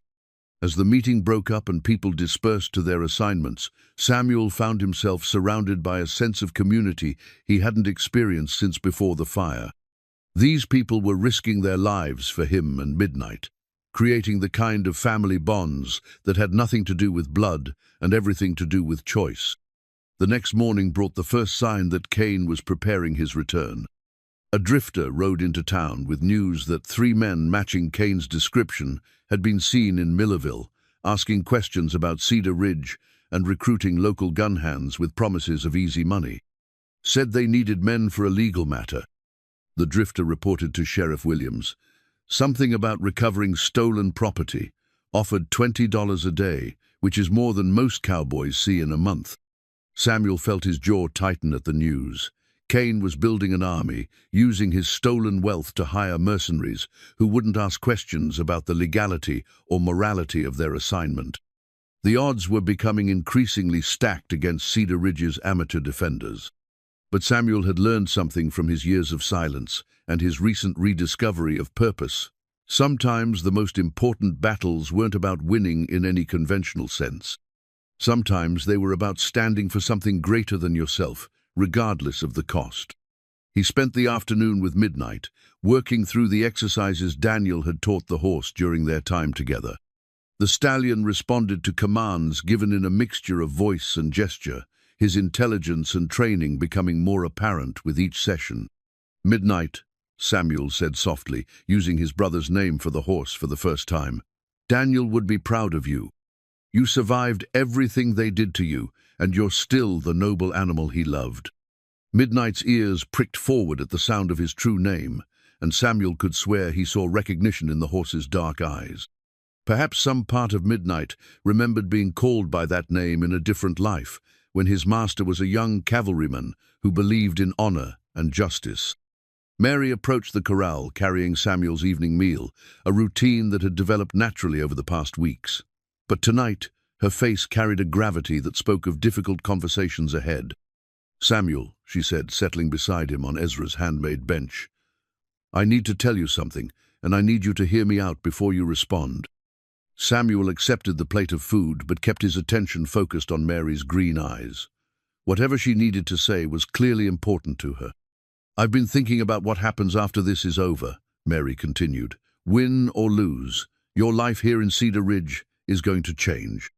People know your story now. They know about Daniel and about your voice coming back. You can't go back to being the silent stranger who helps with horses." Samuel nodded, understanding her point. The events of the past few days had fundamentally altered his relationship with the community and with himself. The silence that had protected him for 7 years was no longer necessary or sustainable. "What I want to know," Mary said, her voice barely above a whisper, "is whether you plan to stay. After the marshals come and Kane is dealt with, will you make Cedar Ridge your permanent home?" The question struck Samuel in a place he'd thought was permanently closed off. For 7 years, he'd been a wanderer, moving from town to town without forming lasting attachments. The idea of putting down roots, of building a life instead of just surviving one, felt both terrifying and wonderful. Samuel began, then stopped. The truth was complex, layered with years of grief and recent hope. "I don't know if I remember how to stay in one place. I've been running for so long." Mary reached over and took his hand, her touch warm and steady. "Maybe it's time to stop running. Maybe it's time to start building something instead of just surviving." Samuel looked at her hand in his, then at Midnight, standing peacefully in the corral, then at the town spread out around them in the evening light. For the first time in 7 years, he could imagine a future that included more than just the next day's survival. "If we survive this," Samuel said carefully, "if Kane doesn't destroy everything we're trying to protect, then yes, I'd like to stay. I'd like to build something here." Mary's smile was radiant in the lamplight. "Then we better make sure we survive this." Pete arrived then, carrying news that sent chills through both of them. "Sheriff Williams wants to see you both. Right away, says there's been a development." They hurried to the sheriff's office to find Williams studying a new telegram with a grim expression. He looked up as they entered, his face pale in the lamplight. "Got word from the marshal's office in Fort Smith," Williams said. "Marshal Davidson's been delayed, won't be here for at least 8 days, maybe more. Seems there's been trouble with the Apache to the south, and all available federal officers have been diverted to deal with that situation." Samuel felt his heart sink. 8 more days of waiting, 8 more days for Kane to organize and plan his attack. The town's amateur defenses would have to hold far longer than anyone had anticipated. "There's more," Williams continued. "The Rangers sent additional information about Cordwainer's methods. Seems he's got a reputation for striking just before dawn, when people are tired and unprepared, uses overwhelming force to crush resistance quickly, then disappears before official help can arrive." "How many men can he field?" Samuel asked, though he dreaded the answer. Reports suggest he's traveled with as many as 12 hired guns at a time. Well-armed, experienced fighters who know how to follow orders without asking questions. The numbers were daunting. Cedar Ridge could muster perhaps 8 men with firearms experience, and most of them were farmers or tradesmen rather than fighters. Against 12 professional gunmen, their chances of success were slim at best. But Samuel found that the odds didn't diminish his resolve. If anything, the knowledge that they were facing overwhelming force only strengthened his determination to protect what mattered most. Daniel had faced similar odds at Gettysburg, and he died rather than abandon his post. "We need to be smart about this," Samuel said, his voice growing stronger with each word. "We can't match Kane's firepower, but we know this terrain, and he doesn't. We can choose the battleground." Sheriff Williams looked at Samuel with new respect. "What do you have in mind?" Samuel moved to the map on Williams's wall, studying the layout of Cedar Ridge and the surrounding area. His mind began working through possibilities, drawing on half-remembered military strategies from books he'd read and sermons he'd preached about biblical battles. "Kane wants midnight, which means he has to come to us," Samuel said, tracing lines on the map with his finger. "We control where the horse is, so we control where the fight happens. We make him come to us on our terms." As Samuel outlined his emerging plan, Mary watched him with growing admiration. This was a different man from the silent cowboy who'd arrived in Cedar Ridge months earlier. This was a leader discovering his calling, a protector finding his voice, a brother preparing to honor his family's memory with courage worthy of their sacrifice. The transformation wasn't complete yet, that would come with the test of actual battle. But Samuel Cartwright was emerging from 7 years of grief-imposed silence, and Cedar Ridge would be his proving ground. Outside, Midnight stood guard in his corral, ears alert for any sound that might signal approaching danger. The Stallion had survived war, theft, and abuse to find his way to this moment, and he seemed to understand that everything he'd endured had led to this final confrontation between justice and cruelty. The pieces were moving into position for a battle that would determine not just Midnight's fate, but the future of everyone who'd chosen to believe that some things were worth fighting for, regardless of the odds against them. They came with the false dawn, just as Sheriff Williams had predicted. Samuel spotted the first dust cloud on the eastern horizon, while he stood watch from the church bell tower, his eyes straining against the grey light that preceded sunrise. 12 riders, moving in disciplined formation across the prairie towards Cedar Ridge. Kane had returned with an army. Samuel rang the church bell 3 times the signal they'd arranged to alert the town's defenders. Below him, Cedar Ridge came alive with purposeful movement as men and women rushed to their assigned positions. The plan they'd spent 3 days perfecting was about to face its ultimate test. Mary emerged from the saloon carrying a rifle almost as tall as herself, her green eyes blazing with determination despite her obvious fear. She'd insisted on taking a defensive position despite Samuel's protests, arguing that she could shoot as well as any man in town, and that Midnight needed every possible protector. Pete appeared at his post near the livery stable, clutching his father's old hunting rifle with white-knuckled intensity. The boy had grown years in the past week, his youthful enthusiasm tempered by the sobering reality of facing professional killers in defense of his makeshift family. Ezra Blackwood had transformed his smithy into a fortress, barricading the windows with iron plates and positioning himself where he could cover the main street with his double-barreled shotgun. The massive blacksmith's calm demeanor steadied everyone around him, his presence radiating the kind of quiet confidence that came from a lifetime of hard work and moral certainty. Sheriff Williams positioned himself at the opposite end of town from Samuel, creating a crossfire that would force any attackers to divide their attention. The sheriff's hands were steady on his rifle, but Samuel could see the weight of responsibility in the man's posture. 15 years of keeping peace through negotiation and compromise hadn't prepared him for open warfare. Samuel descended from the bell tower and made his way to Midnight's corral, where the Stallion waited with alert intelligence. The horse sensed the tension, that gripped the town, his ears swiveling constantly as he monitored sounds that carried across the morning air. "Easy, boy," Samuel murmured, his voice carrying the calm authority he'd learned from years of working with frightened animals. "We're going to finish this today. One way or another, you'll be free." Midnight approached the fence and rested his great head against Samuel's shoulder, the gesture carrying all the trust and affection that had grown between them. For a moment, Samuel felt the weight of everything he was risking, not just his own life, but the lives of everyone who'd chosen to stand with him. The sound of approaching hoofbeats grew louder as Cain's force crested the hill overlooking Cedar Ridge. Even at a distance, Samuel could see that these weren't ordinary drifters or cowboys. They rode in formation, their weapons visible and ready, their movements coordinated with military precision. Cain himself was unmistakable at the front of the group, his pale eyes scanning the town for signs of resistance. He'd shed any pretense of legal propriety now. This was a raid, pure and simple, designed to take what he wanted through overwhelming force. The riders paused at the edge of town, and Samuel could hear Cain's voice carrying across the morning air, though he couldn't make out the specific words. Orders were being given, positions assigned, escape routes planned. This wasn't Cain's first assault on a defended position. Samuel felt a strange calm settle over him as he watched the enemy force deploy. After 7 years of running from confrontation, of avoiding situations that might require him to take a stand, he found himself oddly peaceful in the face of certain violence.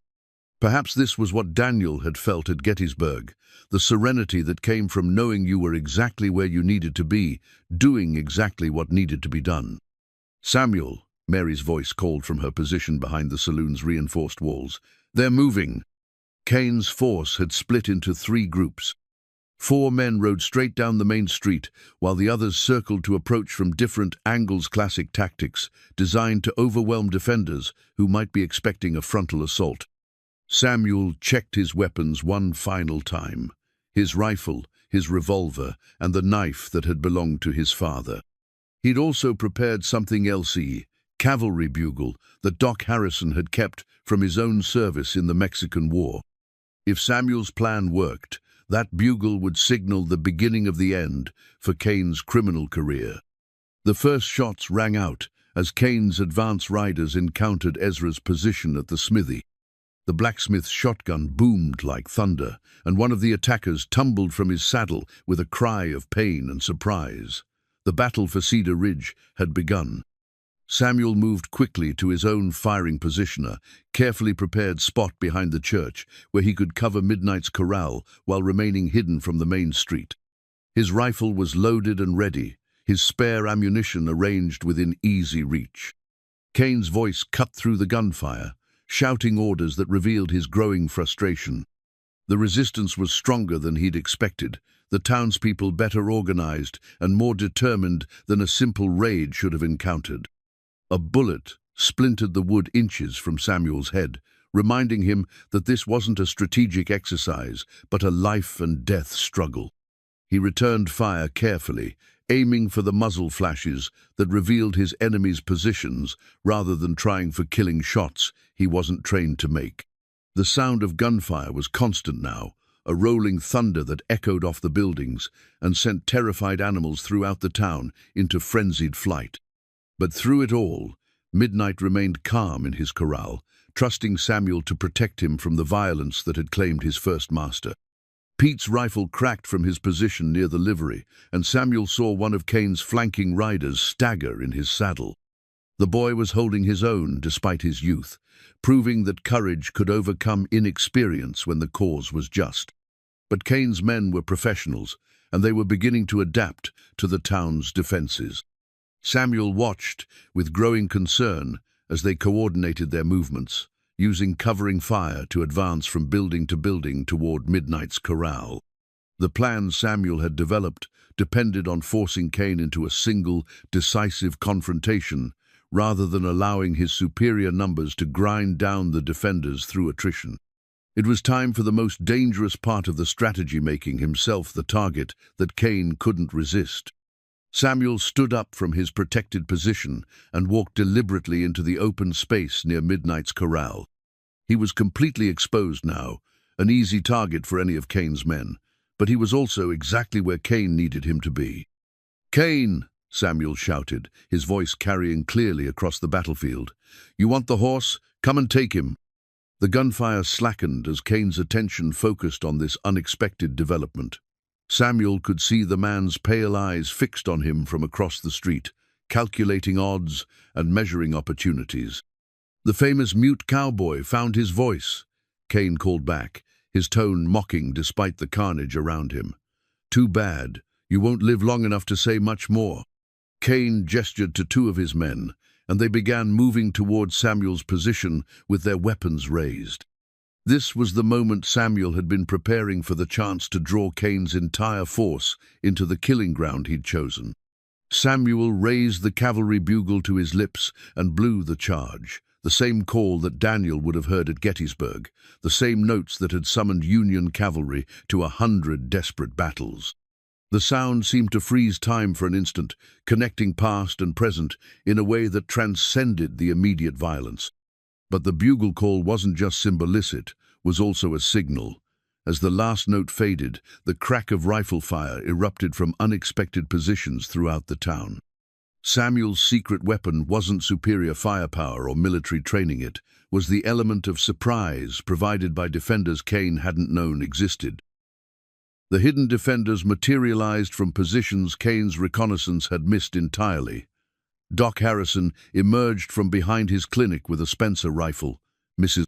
Henderson appeared in her store's upper window with her late husband's military carbine, and 3 farmers who'd ridden in before dawn opened fire from carefully concealed positions on the town's outskirts. Cain's tactical advantage evaporated in seconds as his force found themselves caught in a crossfire they hadn't anticipated. But Cain himself was no amateur, survived too many battles to panic under pressure. His pale eyes swept the battlefield, quickly identifying the new threat positions and adapting his strategy accordingly. "Spread out," Cain bellowed to his remaining men. "They can't cover everything. Take the horse and kill anyone who tries to stop you."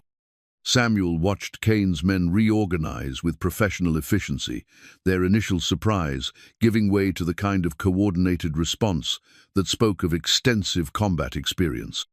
The town's defenders had evened the odds, but this was far from over. 2 of Cain's gunmen broke from cover and rushed toward Midnight's corral, their weapons blazing as they tried to overwhelm Samuel's position through speed and firepower. Samuel dropped to one knee and fired carefully, his shot catching the lead attacker in the shoulder and spinning him around.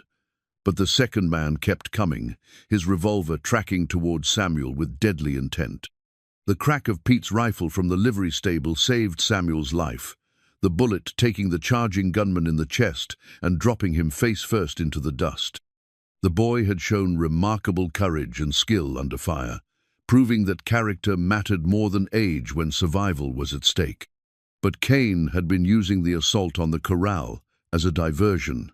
While Samuel fought off the direct attack, Cain himself had circled around to approach from the blind side of the church. Samuel caught movement in his peripheral vision and turned to find Cain emerging from behind the building, his gun already drawn and aimed. "End of the line, preacher man," Cain said, his voice carrying the cold satisfaction of someone who'd finally cornered his prey. "You cost me time, money, and men. Now you're going to pay for all of it." Samuel faced Cain across 30 feet of dusty ground, his own weapon lowered but ready. This was the moment he'd been preparing for, since the discovery of Daniel's brand on Midnight's shoulder, the chance to face his brother's killer and demand justice for crimes that had gone unpunished for too long. "You murdered my brother," Samuel said, his voice steady despite the gun pointed at his heart. "Daniel Cartwright. You killed him and stole his horse." Cain's smile was sharp and humorless. "Cartwright. Yeah, I remember him. Young cavalry officer, thought he was some kind of hero. Put up quite a fight when I found him wounded after Gettysburg. Kept trying to protect that damn horse, even when he was bleeding to death." The casual cruelty in Cain's voice ignited something primal in Samuel's chest, a fury that had been building for 7 years. Fed by grief and loss, and the terrible knowledge that evil sometimes prospered while good men died, unremembered. "He was wounded?" Samuel asked, though part of him didn't want to know the details of his brother's final moments. "Cavalry charge went bad," Cain continued, clearly enjoying the pain his words were causing. "Found him pinned under his horse with a Confederate saber in his side. Could have put him out of his misery quick, but he kept fighting me for the animal, so I made it slow." Samuel felt his vision narrow to a tunnel that contained only Cain's face. The man wasn't just a killer, he was a sadist who had tortured Daniel before ending his life. The brother Samuel remembered, full of laughter and dreams, had died in agony at the hands of this monster. "Midnight," Samuel called suddenly, using the horse's true name for the first time in Cain's presence. The stallion's response was immediate and electric. At the sound of the name Daniel had given him, Midnight reared up on his hind legs with a scream of pure equine fury. The horse had recognized Cain's voice, had understood that this was the man who had killed his beloved master. Cain's attention wavered for just an instant as Midnight's scream pierced the air, and that instant was all Samuel needed. He brought his rifle up in a smooth motion, drawing on instincts he'd thought were buried forever. But Cain was fast too, and his gun was already aimed. 2 shots rang out simultaneously. Samuel felt the burn of Cain's bullet as it creased his ribs, spinning him partially around. But his own shot had found its mark. Cain staggered backward, his gun hand dropping as Samuel's bullet shattered his shoulder. Cain tried to raise his weapon again, his face twisted with pain and rage, but his injured arm wouldn't obey. Samuel stepped closer, his rifle trained on Cain's chest, and for the first time in the confrontation, Cain's pale eyes showed something that might have been fear. "You're going to hang for what you did to Daniel," Samuel said, his voice carrying the authority of absolute conviction, "and to John Brennan, and to all the others whose deaths have gone unanswered." Cain's remaining men, seeing their leader wounded and the battle turning against them, began a fighting retreat toward their horses. The townspeople's superior positions and unexpected numbers had broken their confidence, and professional gunmen knew when to cut their losses. But Cain himself wasn't finished. As Samuel approached to disarm him, Cain's left hand darted to a hidden knife at his belt. The blade flashed in the morning sunlight as Cain lunged forward in a final, desperate attack. Samuel saw the knife coming, but couldn't bring his rifle around in time to block it. The blade was inches from his chest when Midnight exploded through the corral fence like a black thunderbolt. The stallion's shoulder caught Cain in mid-lunge, sending the killer flying through the air to land hard against the church wall. Cain's knife spun away into the dust as Midnight reared over him, hooves flashing with deadly intent. "Midnight, no," Samuel commanded, his voice carrying the same authority Daniel would have used. The stallion froze in mid-strike, his hooves hanging in the air inches from Cain's skull. For a long moment, horse and man stared at each other, the killer who had murdered his master and the animal who had every right to exact vengeance. But Midnight was more than his pain. He was the product of Daniel's patient training, the embodiment of a good man's belief that violence should always be the last resort rather than the first response. Slowly, deliberately, Midnight backed away from Cain's prostrate form. Cain lay unconscious against the church wall, blood seeping from wounds that were serious but not fatal. He would live to stand trial, to face justice for his crimes, to answer for the lives he'd destroyed. It was more mercy than he'd shown his victims, but it was the right choice, the choice Daniel would have made. Sheriff Williams approached with rope and shackles, his face grim with satisfaction. "Samuel, I've got to say, that was the finest piece of justice I've seen in 15 years of law enforcement." Samuel knelt beside Midnight and ran his hands along the horse's legs, checking for injuries from his charge through the fence. The stallion was unharmed, his magnificent spirit unbroken despite everything he'd endured. "Easy, boy," Samuel murmured. "It's over. You're safe now. We're both safe." Mary appeared at Samuel's side, her green eyes bright with unshed tears of relief and pride.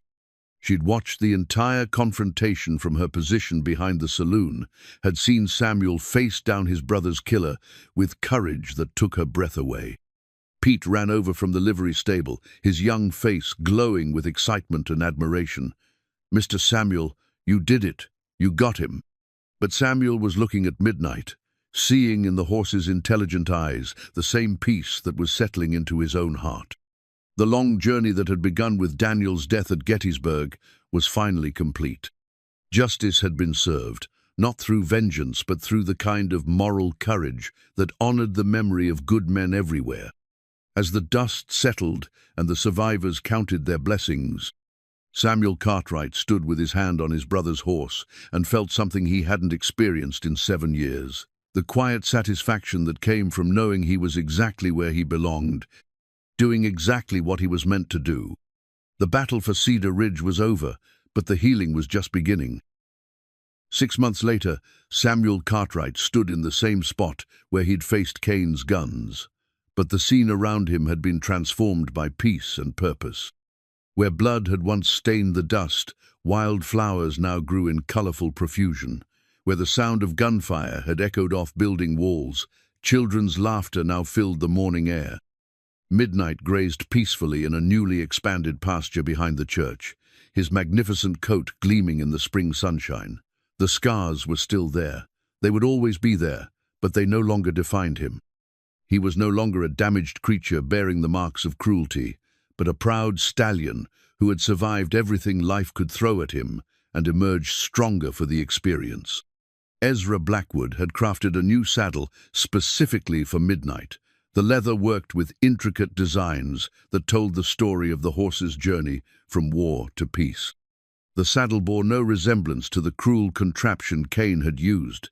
This was a thing of beauty and function, designed to honor the bond between horse and rider, rather than enforce submission through pain. Samuel ran his hands over the smooth leather, appreciating the craftsmanship and the love that had gone into its creation.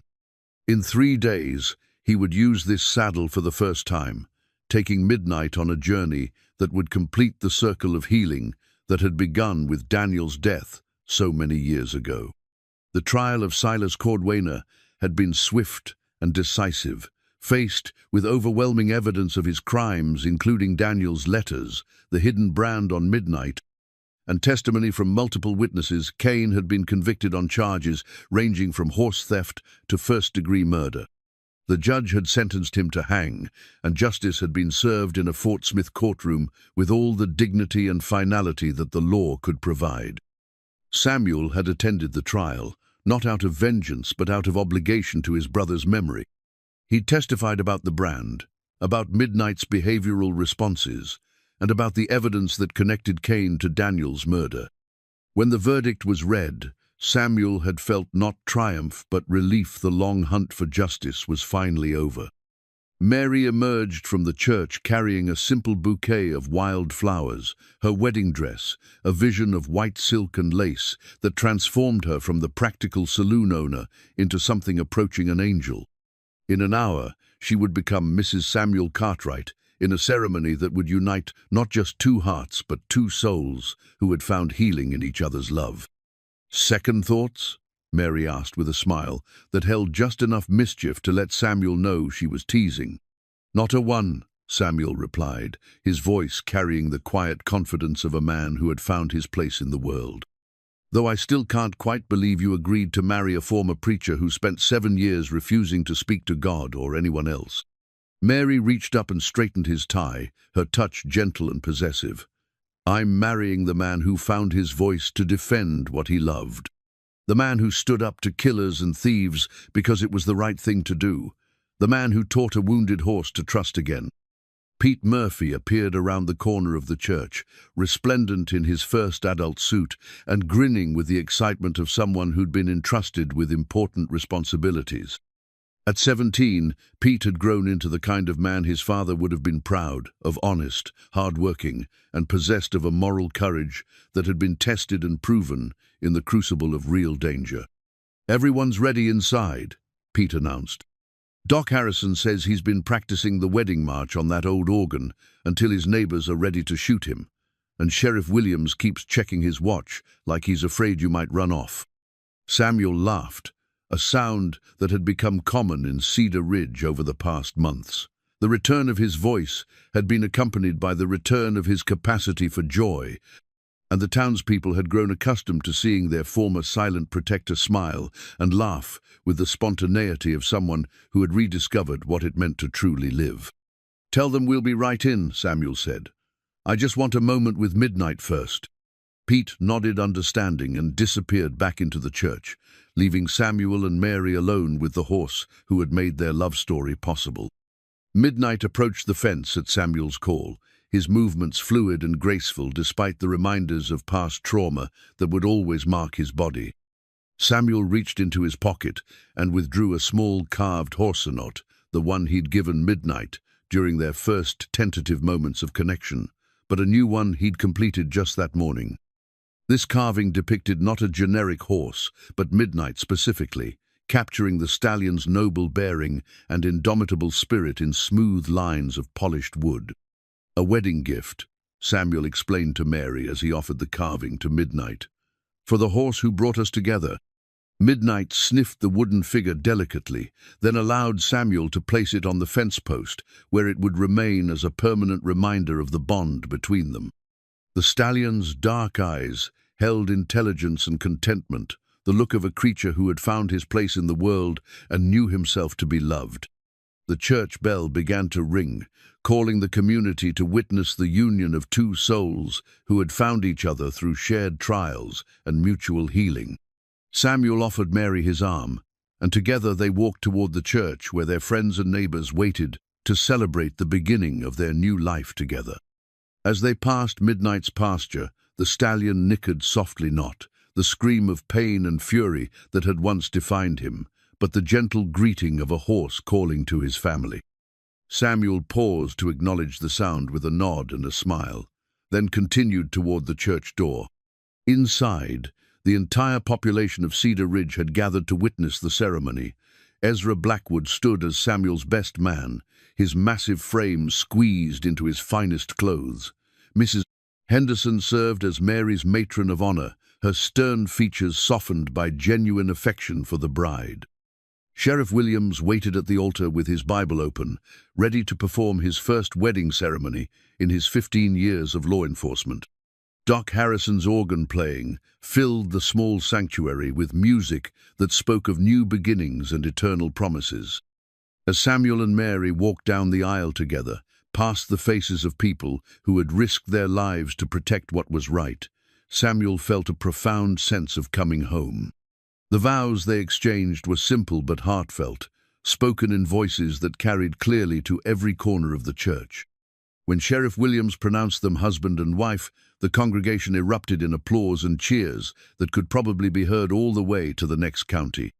Later, as the celebration moved to the copper dollar for food and dancing, Samuel found himself standing on the saloon's front porch with Pete, watching Midnight graze peacefully in the distance.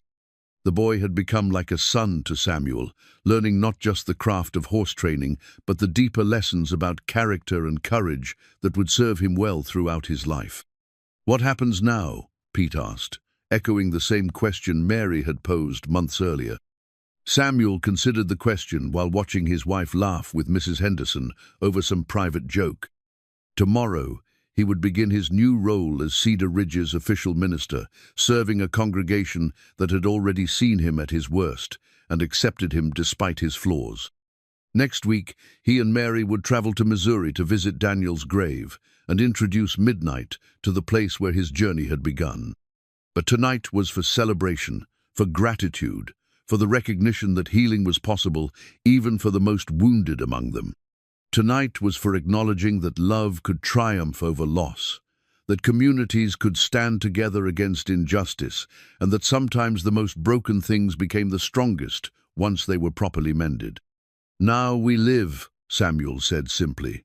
"We build something worth protecting, and we remember that every day is a gift that shouldn't be wasted on old grievances or future fears." Pete nodded with the wisdom of someone who had learned profound truths at an unusually young age. "And Midnight?"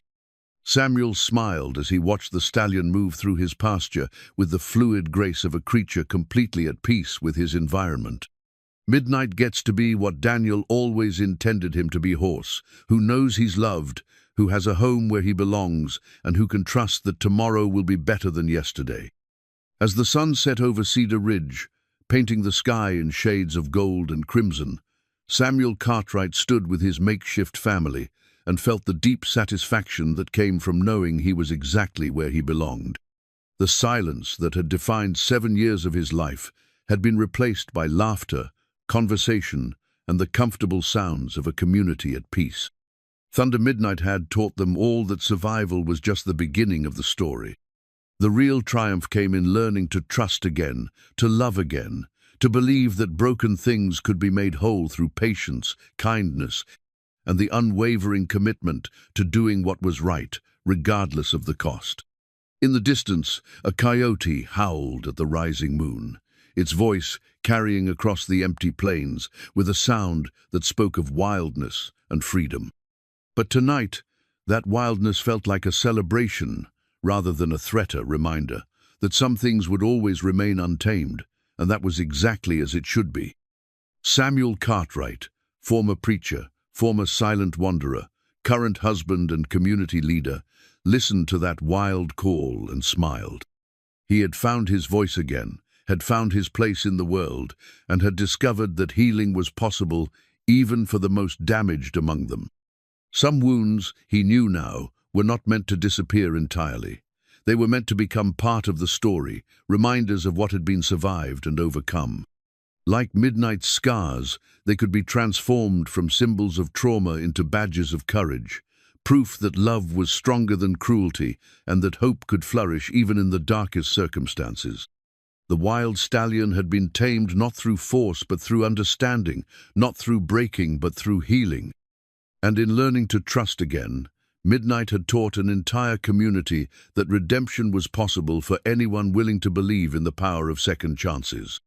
As the stars emerged in the darkening sky, Samuel took his wife's hand and looked toward tomorrow with the quiet confidence of a man who had learned that the best chapters of any story were often written after everything seemed lost. They had survived the storm, and now they were free to build something beautiful in the calm that followed.